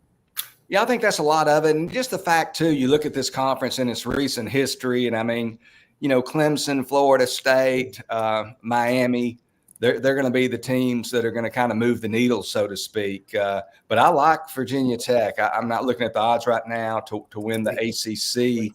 I recommended them earlier, I think a month or 2 ago. They might have been at 14-1 there at Circa in Vegas to win the ACC. And I like that play at that price. So, I think they're a little bit undervalued. And the ACC is going to be an interesting conference this year. I mean, I hate to drink the Kool-Aid on Miami because Mario Cristobal's teams, especially from a handicapping perspective, tend to underachieve. He's lost a lot of games as the betting favorite outright during his career, especially the last 2 or 3 years. The man with that NIL program there at South Beach, they have really ramped up that roster, bringing Cameron Ward at quarterback from Washington State, bringing one of the best running backs in the nation last year, Damian Martinez from Oregon State. They, much like Virginia Tech, they just don't have any glaring holes. And I really like this Miami team. I think if he can get the bus parked up against the stadium and not turn it over, there's 9 wins right there. And Miami could really be a surprise team this year. Yeah, and decide to punt it on 4th down rather than going for it. There at the end of the game, we're talking with Paul Stone of Paul Stone Sports, our guest here on Cova Sports TV. Like, share, and subscribe. And check him out on X or Twitter at Paul Stone Sports. Also visit his website at paulstonesports.org, the expert sports handicapping and college football expert. Ed? Hey, first of all, Paul, I got to say, first time seeing you live, Appreciate you coming on because I know you're in demand everywhere. You're sitting there in Texas with a hurricane almost in your backyard, and you're giving us two Jobies the opportunity. And we got a pretty doggone good show going anyways. But so you're not with chopped liver, but we are definitely honored having you on. And if I read some stuff about you, doing some background check, you get like 99% of your picks right most of the time. So, and before the show goes off, I don't want to do it with this knucklehead listening, but I need the lottery numbers. I think somebody said you're that good, I can get the lottery numbers so I can get away from this guy on this show. But that's a whole nother story. Paul, I got to ask him, my Notre Dame Irish, talk good to me. Tell me what we're going to do. What do you see in terms of as your handicap going into the season with their games, who they're favored with, and at the end, will they be one of the 12? Yeah, I mean, Notre Dame, by their standards, they have a pretty easy schedule by Notre Dame historic standards. I think it all comes down to, first and foremost, the health of the right ankle of Riley Leonard. Last year, kind of backtracking, I took a little bit of heat from Notre Dame fans about 3 or 4 games into the season when I said Sam Hartman is not going to be in New York for the Heisman Trophy presentation. He's not a big-time top-level quarterback, and he was a nice quarterback, but he was a little bit turnover prone. He was in that second-tier quarterbacks. If Riley Leonard is healthy, this is a big-time guy. He's not only a dual-threat guy who can run the football, hopefully if he's 100% healthy from that ankle injury, but he's just a gamer. He just has that it factor. Ironically, he was hurt against Notre Dame, and he's had multiple surgeries, I think at least 2 on that right ankle. Notre Dame's now paying for. They paid for one of those surgeries after kind of contributing to his injury status last year. So kind of some irony there. But I think Riley Leonard, he went through spring. He was not a full participant in spring practices. They say that he's going to be ready for summer drills. He's going to be ready for the season. Sometimes that's the case, and sometimes they're kind of throwing, curveballs at us and using smoke and mirrors, so to speak. But if Riley Leonard is healthy, this Notre Dame team is going to make the 12-team playoff. And what I think it comes down to, whether he's the quarterback or not, and they do have other options as well. They've recruited well at that position, obviously, with CJ Carr and Jelly, I think, is the other young man who's been in the program a couple of years. But that game against Texas A&M, I mean, that is a huge game, obviously. It's one of the bigger games on their schedule. It's one of the losable games on their schedule. They open the season at Cal Field at night on August 31st. The game right now, Texas A&M about a 1-point favorite, so a virtual toss-up. And if they win that game, I think they're going to make the playoff. And if they lose it, maybe not. So I think that Texas A&M game and the health of Riley Leonard is going to go a long way towards determining Notre Dame's ultimate fate in 2024. I was just thinking there, Paul, that the 2 dates Ed's got to be nervous about is the Notre Dame, but only August 31st, November 30th. Those bookend games, the at A&M and at USC, certainly they might have a chance to stub their toe along the way, but they'll be favored. Like I think you just said, right? Pretty much every game, you would almost say good shot of it in between those. Yeah, the one game, and they are a favorite right now, but they play Florida State as well on Saturday, November 9th. They'll host them in that game at Notre Dame Stadium and should be about a field goal or so favorite there. But they really don't. And you guys know how this goes. I mean, in the offseason, we look at these schedules, and most people say, well, that's a win there, that's a win there, that's a win there. And sometimes you stub your toes. You stub your toe and you lose as a favorite unexpectedly. So I kind of look at the number of losable games they have. And, certainly, Louisville at home, even for Georgia Tech, a team that's, moving up the ladder and has a dual threat quarterback of its own in Haynes King. So they do have a few losable games, but not that many. But like you said, the bookend games, the opener and the regular season finale, opening at Texas A&M and then going to Southern Cal to close out the regular season.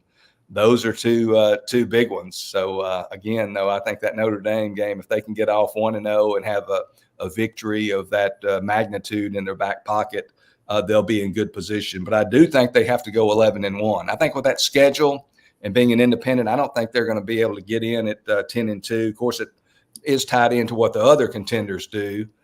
They're not on an island there necessarily, but I think they really need to be comfortable to go 11-1.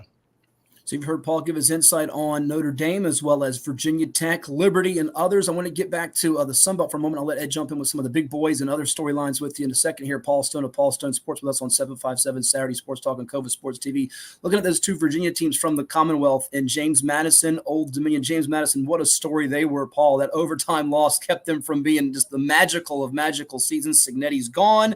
Now in Hoosierville, Big Ten land with Indiana, so a new head coach, but JMU's had that happen before and done well. What's your view of them, the Dukes, and the Monarchs under Ricky Ronnie, who have been that flying the ointment at times? They've knocked off the Hokies a couple of times, and what do you know? They got the Hokies and the Gamecocks on their schedule this year. Not an easy schedule, though.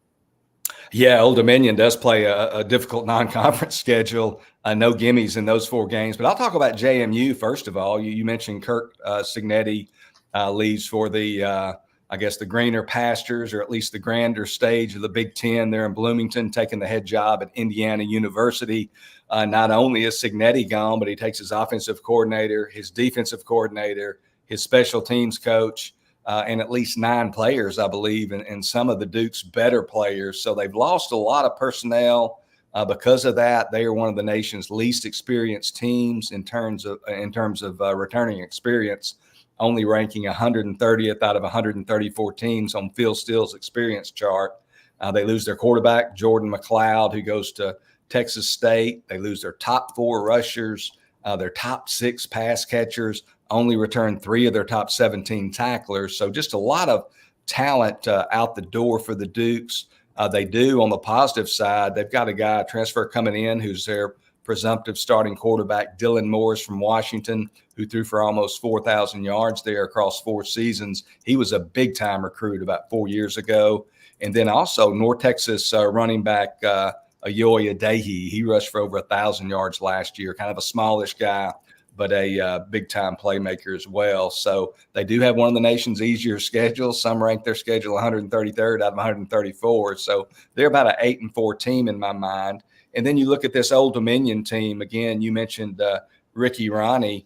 He's one of those coaches that I, not to put down the talent there, but he does, in my mind, he does more with less. His teams tend to overachieve, and I'll give you a little nugget here at the end of my talking points on Old Dominion. But you mentioned, first of all, their non-conference schedule. Man, it is a tough schedule. They play South Carolina, East Carolina, Virginia Tech, and Bowling Green. Of course, they upset Virginia Tech, the Hokies, as you guys recall, to open I think it opened the 2022 season a couple of years ago. Big time upset there for the Monarchs. But that's a tough schedule. No tap-ins in any of those games. And then they have an interesting scheduling dynamic. You start with the game at Bowling Green on September 28th, and they have to play 3 straight road games against Bowling Green, Coastal Carolina, and Georgia State. And the last 2 of those teams are going to be off byes before playing Old Dominion. So that's a really tough scheduling dynamic. The schedule maker did ODU no favors there. Looking at their regular season win total from a betting perspective, it's at 4.5, juiced to the under, meaning that the marketplace believes there's a greater likelihood of 4 wins for the Monarchs than 5 wins.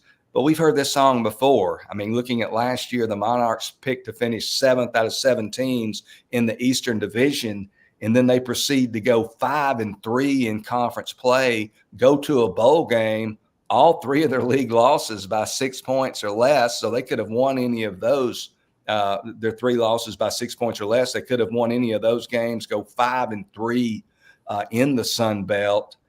And just a team, again, Ronnie just does a good job. His teams tend to overachieve. And the nugget that I'll pass on, and this is from a handicapping perspective, dating back to the final 2 games of the 2022 season in the Sun Belt Conference, when Old Dominion is the betting underdog, they are 8-0 against the spread in their last 8 as the betting underdog in a Sun Belt game. And they have actually won 4 of those games outright. So it might not look all that great on paper, but Ricky Ronnie, again, he does more with less, so to speak. And you can't count those Monarchs out. They'll be on the, be contending for another bowl berth this year. Heck of a gold nugget there by Paul Stone, the college football expert, as the Monarchs open up in Columbia at South Carolina against the Gamecocks in late August. The Gamecocks of the now 16-team SEC that includes Oklahoma and Texas, Ed. Paul, what I'm going to do is, as we talk maybe about some of the bigger conferences, some of the so-called bigger boys too, your perspective on the crazy changes, the alignments, teams moving all over, and we've gotten away basically from geographic location. You can forget about that, and that's just the way it's going to be. How do you assess it in your opinion, good, bad, indifferent? And when you're done with that, I'm going to go right into the idea of how does that all work into the new series for declaring a new champion? First of all, I think NIL went into effect July 1st, 2021. So NIL's been in effect for 3 years. And of course, the transfer portal has been rampant. And I heard somebody say, it might've been Mac Brown, said sometime last year, but we can apply it to today. Over the last 3 years in college football, there's been more change than the previous 75. And that's not an overstatement. I mean, the changes have been hot and heavy. They've been very significant, and the rich have got richer and the poor have gotten poorer. And you hope there's some end in sight, or I think most of us do. I don't think most of us like it. I don't think it's for the betterment of the sport or the student athlete or anything. And at some point, you just got to wonder, does the well run dry? But it creates such a significant gulf between the haves and the have-nots. If a coach goes to a program in a conference where he has less of an NIL budget, for lack of a better term, it doesn't matter if he's Newt Rockne or Vince Lombardi or Nick Saban or whomever. He's not going to be able to win games if he doesn't have the budget to recruit those players. Because where they used to ask about, you're going to take care of my son, is he going to get a degree? What's the culture like here? The first question, and basically the only question, is how much are you going to pay him? So it's a different landscape, and not one I think that many of us really enjoy. But there's a lot of good too. I mean, I'm kind of a traditionalist, so to speak. So I'm usually in opposition to most change in college football because I figure it's for the worst. But the 12-team playoff, I think the fact that we're giving at least an opportunity to a group of 5 school to have a seat at the table where there hasn't been that opportunity in the past, I see that as a positive. So I do indeed try to look for the good, and it's still the greatest sport in the world, in my opinion. So I still love it. From a handicapping standpoint, more teams obviously are going to be able to get into the 12-team tournament and have an opportunity at a national championship. So that's a positive. So I think there's, in some games, there's less maybe significance for some teams like a Georgia and maybe even a Texas and an Oregon on some of the games that might not carry quite as much meaning in the regular season.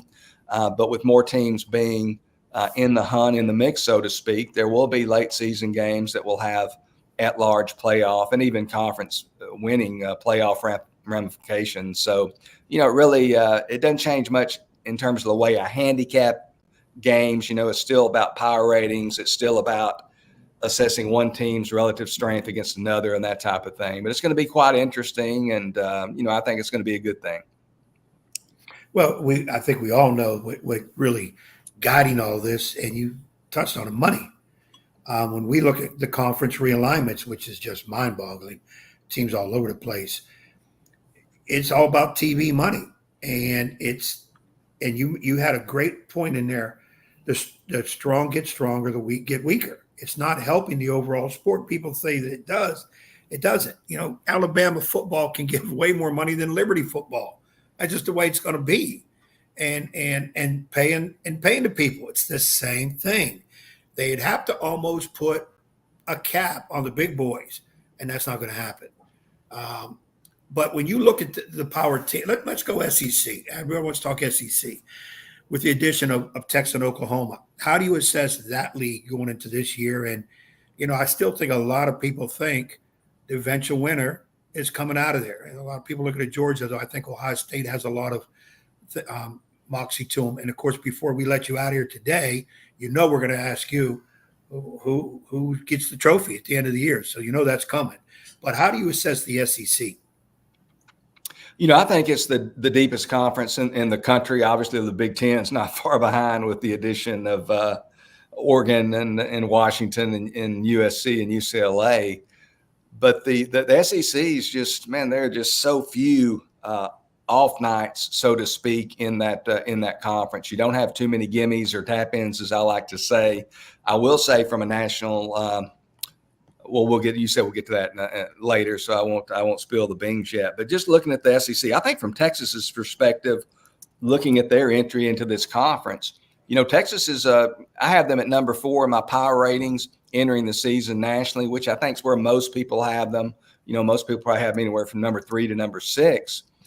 But the challenge for Texas, even though they kind of got gift wrapped their initial SEC schedule, it's not very difficult by SEC standards, whereas Oklahoma's first ever SEC schedule is quite vigorous. But from Texas's standpoint, the difference, and from Oklahoma's standpoint as well, your off days in the Big 12, sometimes you could get by and you could get a W. In the SEC, there's not going to be that great of opportunity for those kind of games. Case in point, looking at Texas last year, they made the 14 playoff, but they barely won at Houston. In fact, Houston fans will argue a bad call cost the Cougars that game. And then the same thing when they played TCU in Fort Worth. They had a defensive stop late in that game, or they could have lost to the Horned Frogs. So if they lose either one of those games, we're not talking about a returning team from the 14 playoff. So Texas, they can't have as many off nights, so to speak, but they do have great personnel. But the SEC's the class of college football, and I think the next big move we'll see will be Clemson and Florida State going to the SEC. So again, the rich will get richer. It's what I call, and I don't like it because I'm not an NFL guy. I watch it a little bit, but not a whole lot. But I call it the NFLization of college football. They're trying to make the college game just like the pro game. And many of us love college football because of its uniqueness, because of its distinction from the professional game, from the NFL. But all these moves just make it more and more like the National Football League. I'm with you 100%, Paul. They start tweaking our great sports of college football, even college basketball with the March Madness NCAA tournament, which we all love. I mean, it's okay to expend a few teams, but let's not go to 120, something extravagant that's insane. But last one for me, and I'll let Ed finish up with him. We thank you so much for the time. Going a little bit over it with you here, but I'm sure we'll get you back on during the fall or at some point, and we'll get a chance to promote what you got on your website at Paul Stone Sports, our guest here on 757 Saturday Sports Talk on Cova Sports TV. Give me real quick a couple of sleepers that you like. Well, there is a Big 10, ACC, Big 12, outside the Power 4, Power 5. You got a couple of teams, 2 or 3 teams that might be on Paul's mind, that maybe some fans out there to put shekels in or watch this closely say, all right, I like this team, or they'll become a follower of a team because you kind of circle them, highlight them as a surprise team that nobody's talking about, that's not at the forefront like your Alabamas, your Georgias, your Ohio States, your Michigans. Any couple of teams that come to mind?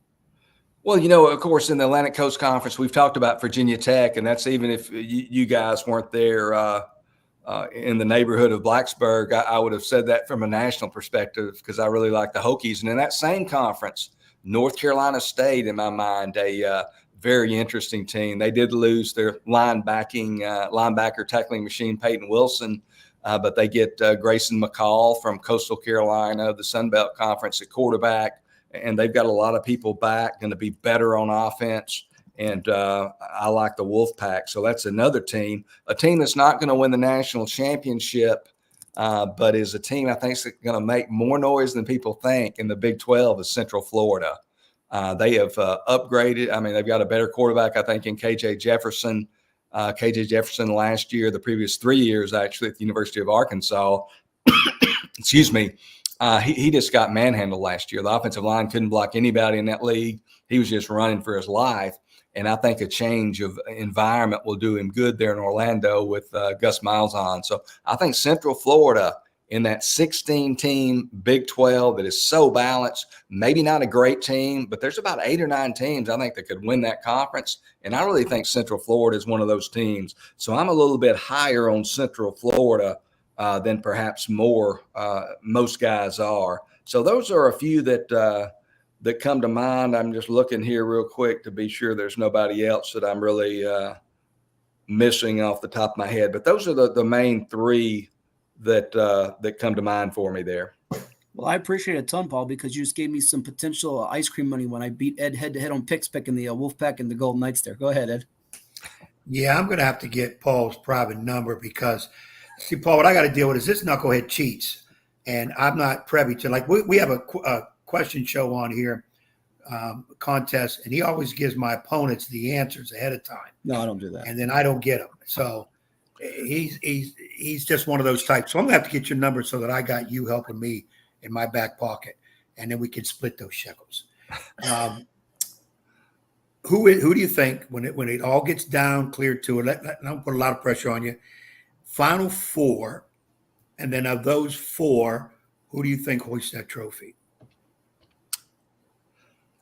I'll be honest, I hadn't thought about it just a ton, but Georgia and Ohio State, I'm going to include those two teams because I think they're head and shoulders. I like to say they're 1 and 1A in my power ratings. Ohio State was able to maintain a lot of players who had the potential to go to the NFL. So their roster is really a outstanding roster. And if they can get good quarterback play from either Kansas State transfer Will Howard or perhaps true freshman Julian Sayin, they could, really make some noise there. So they're two teams that I would put in the tournament for sure. And I'll go a little bit off the beaten path. And this is just kind of, again, off the top of my head. I like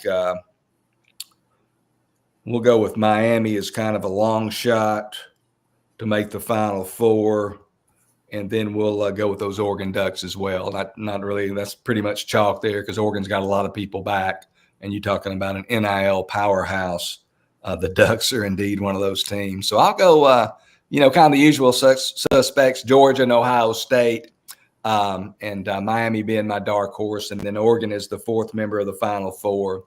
And I just think when it comes down to it, if you're forced to pick one team, the fact where they've been the last 3 or 4 years, I think you got to pick the Georgia Bulldogs. Carson Beck, the way they've recruited. But Carson Beck, the quarterback that he was the second half of 2023 compared to the first half when he was still kind of feeling his way, showing glimpses of his talent. But the last 6 or 7 games of last season, he was truly one of the best quarterbacks in all of college football. So just restricted to one pick, I'd have to take those Georgia Bulldogs.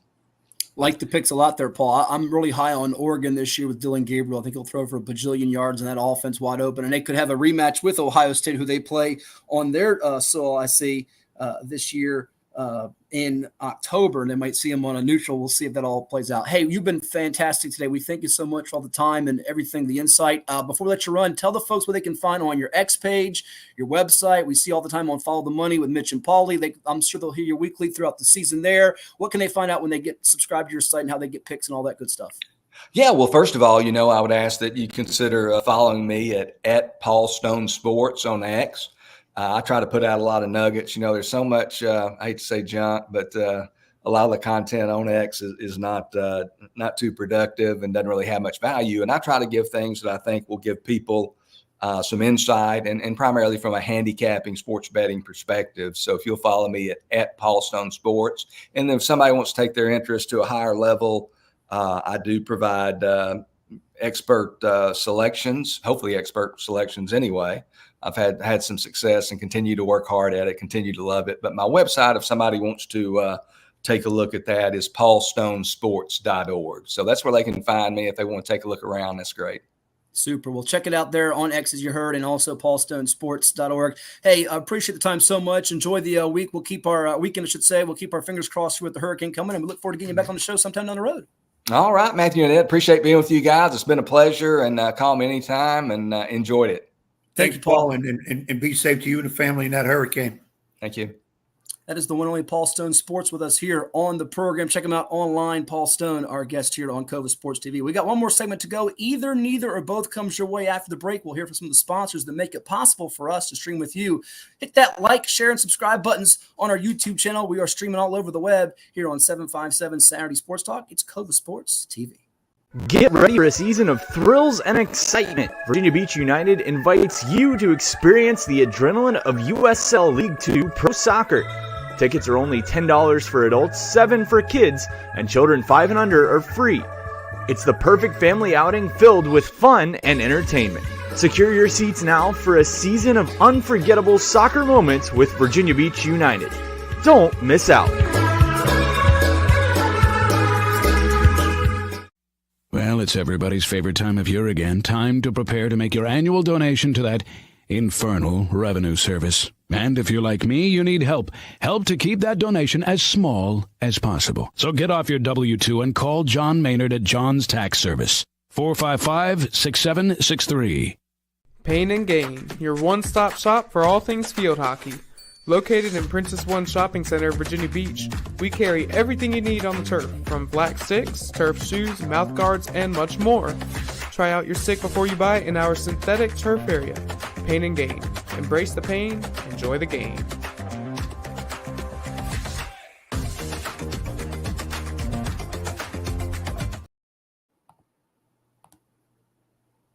Pain and Gain, your one-stop shop for all things field hockey.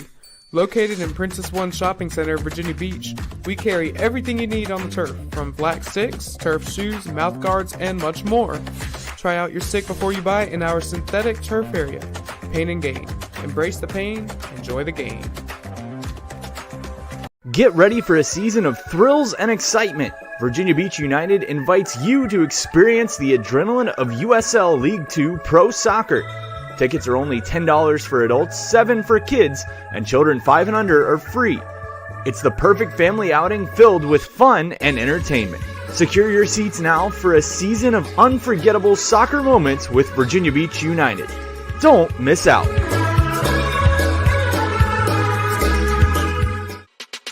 At CHKD, sports medicine is more than just treating injuries. It's a whole team approach to caring for young athletes. With experienced physicians, surgeons, trainers, and rehab specialists here when kids and teens need them most. Our experts help young athletes prevent injuries too, with advanced training and conditioning programs that keep them in the game safely. CHKD Sports Medicine, where kids are more than patients and we're more than a hospital. Ever wondered why they said you're caught between a rock and a hard place? What about being caught between a rock and an easy place?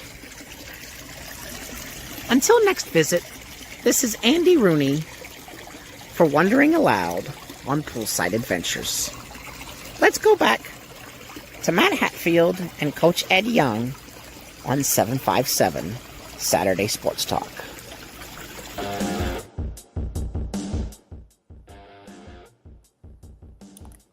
It is 757 Saturday Sports Talk. Thanks to all the sponsors that make it possible for us to do this with you each and every week. You're on Cove Sports TV. We're on Apple, Spotify, YouTube, Virginia Preps, Facebook, X, all over the web. I want to thank our guests this morning, like Nick Mace, Chris Higgins. Nick Mace, former Ocean Lakes basketball coach Chris Higgins, who is going to William & Mary to play his college football after starting at Atlantic Shores. And, of course, Paul Stone, who was just terrific, giving me the insight of college football. We'll make him a regular spot probably during football season and beyond. He was tremendous with his insight. Edward, as it is now time to play in our last segment of the show. We'll go a few minutes over past 12 minutes since you came on late. Oh, you put the finger up. You got something to say before the game. Go ahead. You hate bad news, but I got some more bad news. Not as depressing, but our good buddy Buzz Peterson. Yeah, what about Buzz? Vice President, Player Personnel Director with the Hornets. Did not know this. He had open heart surgery in May. And come to find out, they discovered some cancer. Oh, no. Buzz is right now battling some cancer. I texted him this morning. He says he's doing well. He's got some more treatments lined up. But he's hanging in there. He feels good. People, just give us some more prayers out there if you got him. Buzz is a great dude. Fantastic guy to know, funny guy. I've known him over the years. Assistant coach at NC State. Then he was through his head coaching reigns at Tennessee when I went down and worked all his camps every year. And Buzz is a great guy, man. He's a great guy. And I just keep my fingers crossed that he'll be able to battle this and overcome it and keep doing his thing. Besides the point that I get to go see the Hornets play, he's a really, really good guy. And let's just hope that he overcomes that too. So bad news travels a lot. So yeah, our prayers and condolences go out. Of course, we mentioned to Mario Mullen's family. Now our prayers go out to Buzz Peterson. Let's hope he can beat that cancer. And, we see Dick Vitale, the fight he's going through, and Buzz, a guy that a lot of people may or may not remember, that was Michael Jordan's roommate in college at UNC, in addition to his college coaching career. So They yeah, were in our each other's, I think best man in each other's wedding. Good guys. And Really? Okay. I tell Buzz the story where he should really be upset with Michael because in the Buzz Peterson poster, and I have it, I just got to dig it out of wherever I have it. They have a picture of Buzz in the poster in the little right hand corner. Buzz poster, okay. And Jordan is going up for a crazy dunk. And every time I see Buzz, I'll tell him, "Do you ever get on Michael for getting in front of your poster?" Because it would have been the only poster you ever have of you out there. And Michael hugged all the things. So I think he said he did lay into about it. Okay. All right. You ready to play some either, neither, or both, sir? First time. Who am I playing against? You. Yeah, you're playing against me, myself, and I. Well, I know I'm not going to win this one because you got not only did you create. I'm going to put it out there. I was going to wait till next week. You know, I got locked out of the pool on Monday. I'm blaming you for that. Well, and I'm going to tell you something else because you're not going to get stuff by me. The interview with Pacheco kid. Don't think I didn't notice you in the background in the pool underwater swimming like a dolphin. People don't remember that. Me. I saw that. No, because It you was would have not been me. more like I this. promise it wasn't me. Yeah, you would have been more like this, sucking in the water. You wouldn't have been swimming like no dolphin. We've seen you stick your head out of a pool. Ain't nobody seen you swim in the pool. All right. Let's play some either, neither, or both. I know it's your favorite game. It's a new game. That's why it's your favorite. That's why we're going to play it. All right. You ready for question number 1, sir? Bring it. All right. He says, bring it. Bring it. Either, neither, or both. You either say either one of the two will happen, neither will happen, or both will happen. We got 5 hard-hitting questions for all of you out there. And you just heard from our college football guru, Paul Stone. Here it is, Edward. Oh, that's not. We don't want it on the ticker. We want it on the screen. So let's fix that. Here we go. As it loads. Either, neither, or both. SMU makes the ACC football championship in 2024.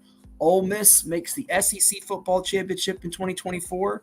Either one will happen, neither will happen, or both will happen. What do you think? As we scrolled earlier, SMU is 7th in the ACC Athlon predictions. Got a quarterback in Preston Stone who can put up some big numbers, and an offense under Coach Rhett Lashley that is known to move it up and on the field. They do open up at Nevada. BYU, the ACC home opener against Florida State September 28th. Rather easy, I would say relatively manageable, I should say, not easy. Schedule they can navigate. And Ole Miss is pegged 3rd in the SEC behind Jackson Dart.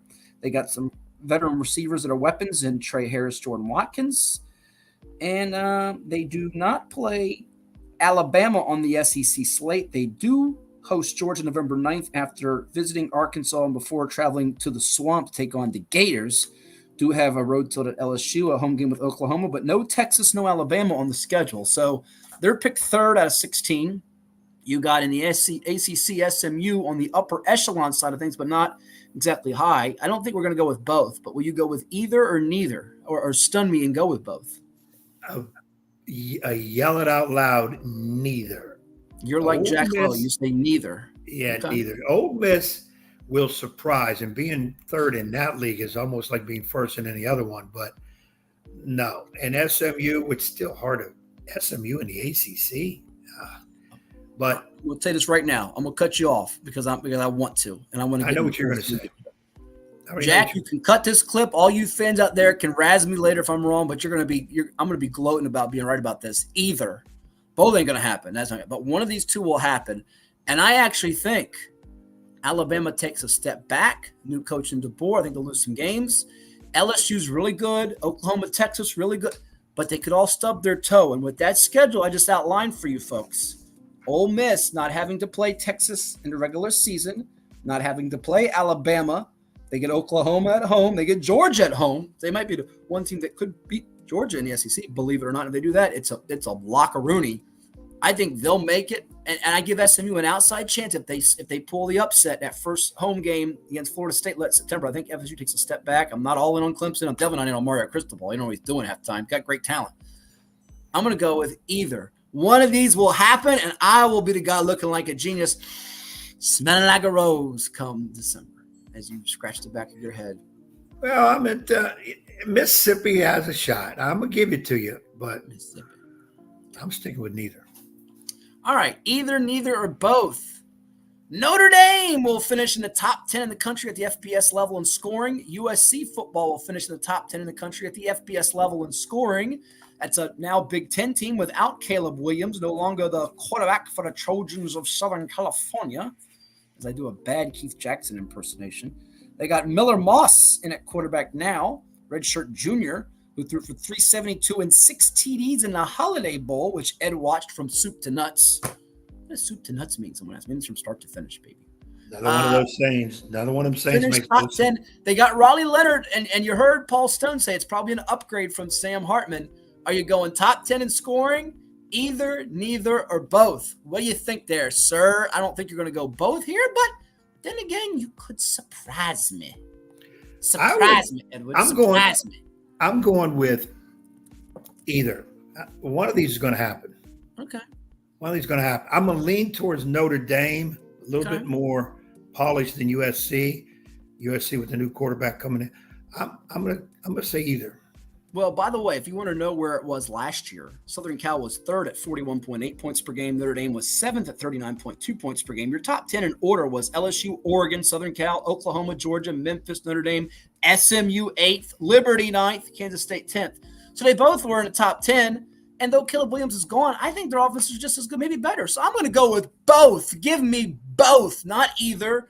Definitely not neither. One of these two will be top 10 scoring offense. Give me both.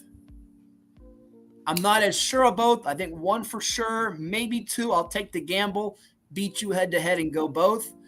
And if it was top 10 defense, I'd say no way, Jose. But give me it. I'll take it. You ready to do some baseball now on either, neither, or both? Baseball. As long as it's not the Yankees. Oh, it's coming your way, sir. Get ready. I knew that. Either, neither, or what? We'll do a baseball, football, then back to baseball to close it. The Cleveland Guardians will win 100 games. The LA Dodgers will win 100 games. Guardians lost last night. The LA Dodgers lost 2 of 3 at home to my D-backs, but they won yesterday, coming from behind to beat the Brew Crew. They are currently sitting at 54-35 of the Dodgers. So to win 100 games, they got to go 46-27 the rest of the way. The Guardians are 54-32, got a series with San Francisco right now. They've dropped 6 out of 10, but they did beat the Orioles 2 of 3 in Baltimore. So to go 162, they got to go 46-30 the rest of the way.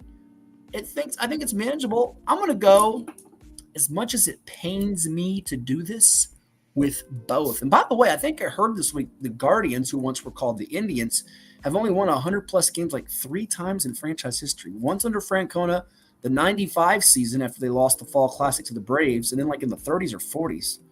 They had Larry Doby night last night. The Dodgers, I can't stand them. Every fiber in my body, but I think they'll get on the back half of their schedule. They'll get a lot of cupcake wins. They'll beat up on some people. They'll get Mookie Betts back. So I'm going to sadly go with both. I'll be rooting with every fiber of my body for it to be either. I don't mind if the Guardians win 100, but I do mind if the Dodgers do, and I fear they're going to. They'll probably trade for another superstar because they're like the new Yankees. They go get by superstars galore to go with Ohtani and Freeman and Betts. Are you going to agree with me and go with both, or are you bullish on, say, the Guardians or the Dodgers, maybe a little competition from the Padres and reigning National League champion? Man, you're talking too much. They're both going to do it. The Dodgers are going to win over 100. Guardians are one of the worst divisions in baseball, and it's both, by far both. And yes, the Dodgers will pick up somebody at the deadline. The Yankees better pick up 2 or 3 guys at the deadline. Buy, trade, sell, whatever you got to do to win, but you better win. Okay. By the way, Jack disagrees with you. He thinks the Dodgers, the Guardians won 100. They're in that division with the Twins and the Royals. So I think we should make Ed Young have to shave his head if he's wrong on both. My head's already pretty much shaved. No, just completely bald. Turn you into like Paul Schaefer or something. That's what I think. Nobody knows right. Paul Schaefer. What's our next one? Paul Schaefer used to be the guy that played the piano. I got one in the back there. You see the piano? He used to play the piano with David Letterman. Paul Schaefer. Yeah. You don't know Paul Schaefer? I said nobody out there knows Paul Schaefer. Oh, I remember Paul Schaefer. Yes, he was Tonight Show. He's the best. He's great at what he did. You got to get You got to get a microphone like me because your new laptop, we can barely hear you half the time. Which actually is not a bad thing. Maybe leave it that way. Okay, hold on now. Let me. Don't touch anything. Don't do that. We'll lose you. You'll be in Pluto. Don't do that. Let me hit the button. How about Is you that read better? the next one? Yeah, go ahead. It's a little better. Read the next one for us, sir. The NFC North will produce 3 playoff teams next football season. The AFC North will produce 3 playoff teams next football season, which is the upcoming season. So that Very means good. NFC North. Norse. Hmm. You need those teams. What is that's Lions, Packers, Vikings, and Bears. Oh my!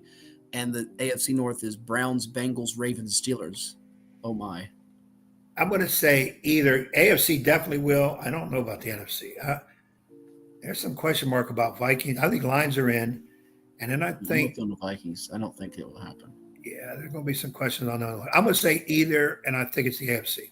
And we're letting our producer, Jack, like we used to do with radio, hop Jack in says on this. both. Jack says both. Okay. I'm going to disagree with Jack on this and go with I'm agreeing with you for a change, Ed, which you know I don't like doing. I'm going to say either. And I think you're right. I think the AFC North gets the Ravens, the Bengals, and either the Steelers or Browns will get in. Browns got some injuries. Steelers' schedule at the end is very, very tricky.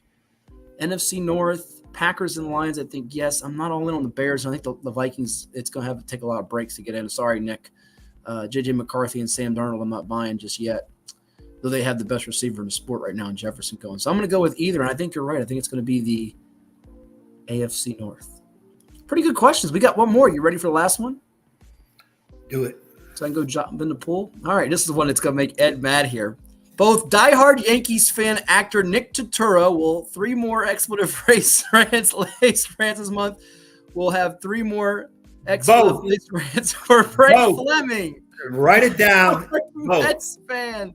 People that don't know these guys, you have to find them on Twitter, but don't play it around kiddies because you're going to hear a lot of F-bombs and a lot of bad words. By the way, look at my guy Frank the Tank throwing out the first pitch at Chase Field. How great was this? Look at Frank. I'd show you the video, but I don't have the video at the moment. Look at this one, Edward. Look at buddy Frank the Tank throwing out the first pitch at Chase Field. How great was that? Thank God he didn't fall off the mound. That would have been disastrous. That's great. But so you're going both of these. Oh, without question, it's going to happen. Frank is going to complain when he wakes up. And Nick, he's at the breaking point. I listened to his rant yesterday. It was heartfelt. Frank just yells to yell. Nick was trying to hold it back, but he just couldn't do it. And now, those who don't know, Nick was in Blue Bloods and NYPD Blue, and he was also in the movie The Longest Yard as Brucey. He's been in a lot of movies, by the way. He's been in a couple Sandler movies. He's pretty well known, but he is a diehard Yankee fan. He might get more emotionally invested on the Yankees than Ed does, and I don't know if anybody gets more emotionally invested on the Mets than Frank, who has become a cultural phenomenon overnight with Barstool Sports. He's being thrown out first pitches at games. He's doing walks with people. He's actually doing to lose weight, and he's doing cooking videos. He's doing all kinds of things, but he gets his blood pressure high when the Mets blow a 5-run lead, which happens like once every 3 weeks, though they were playing great with Grimace. I want to see if they'll have Frank and Grimace throw out the first pitch at Citi Field. That'd be neat. See that happen. Pretty cool. I don't know if the Mets will let him throw it because he really lambrused him when he Jack says both. What was that?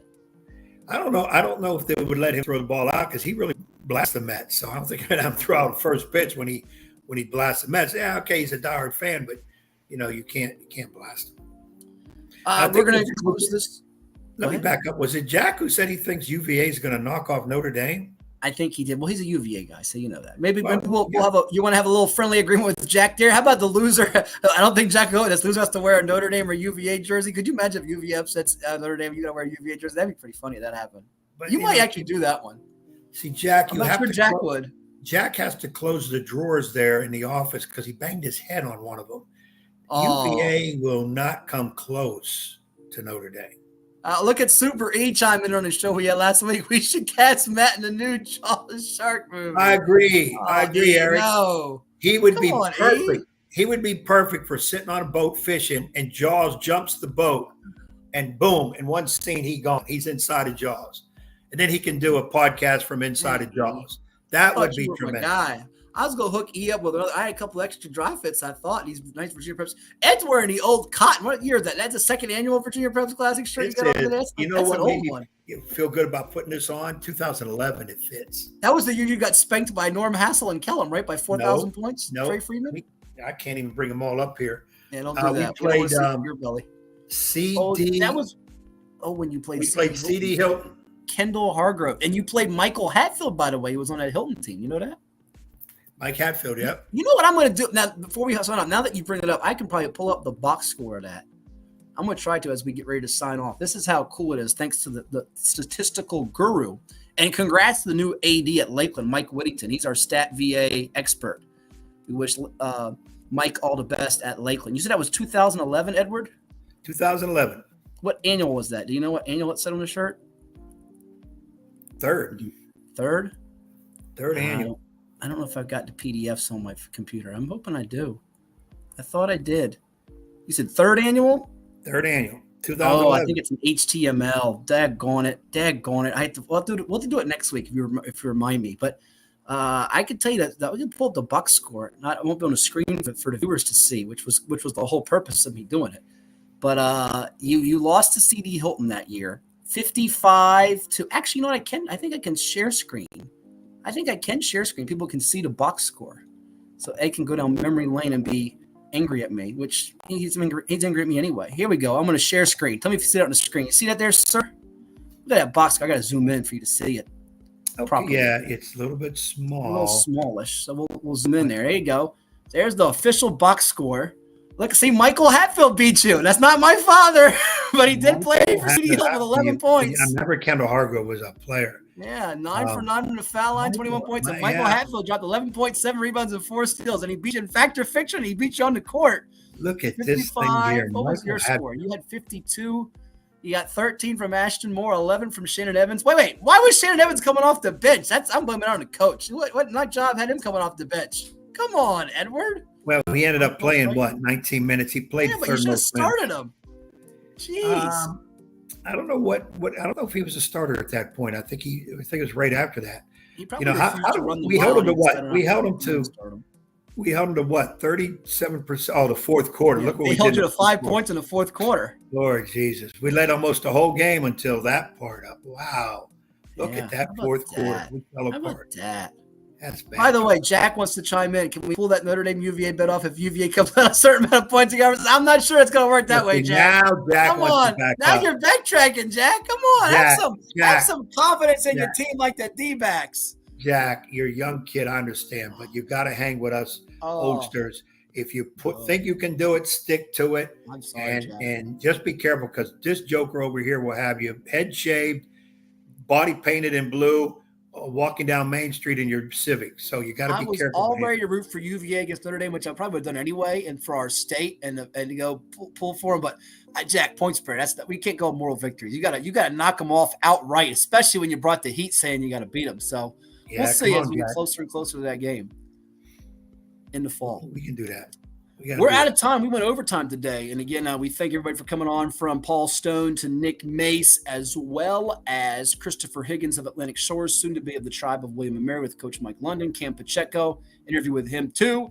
It should be a lot of fun for us again next week as we get closer and closer to the countdown of kickoff and football season, Edward, as you'll be on the move, I believe, to watch your Yankees get their brains beaten, right? Next week. Is that right? Yeah, I'll be doing it. The podcast from the car. It'll be in motion podcast. Don't bring your laptop. It might overheat in the heat, and that could go bad. Don't bring. No, it's going to be my phone. Now we better hope I have good reception, because you might hear some. You might hear some Mike Hatfield coming out of me if the reception ain't working. Yeah, make sure it's juiced up too. It'll be all juiced. We'll do it again next week right here on 757 Saturday Sports Talk. Have a great rest of your Independence Day weekend. I'm back to getting in the water, and we'll talk to you again next week right here on 757 Saturday Sports Talk. Take care, everyone. See you later.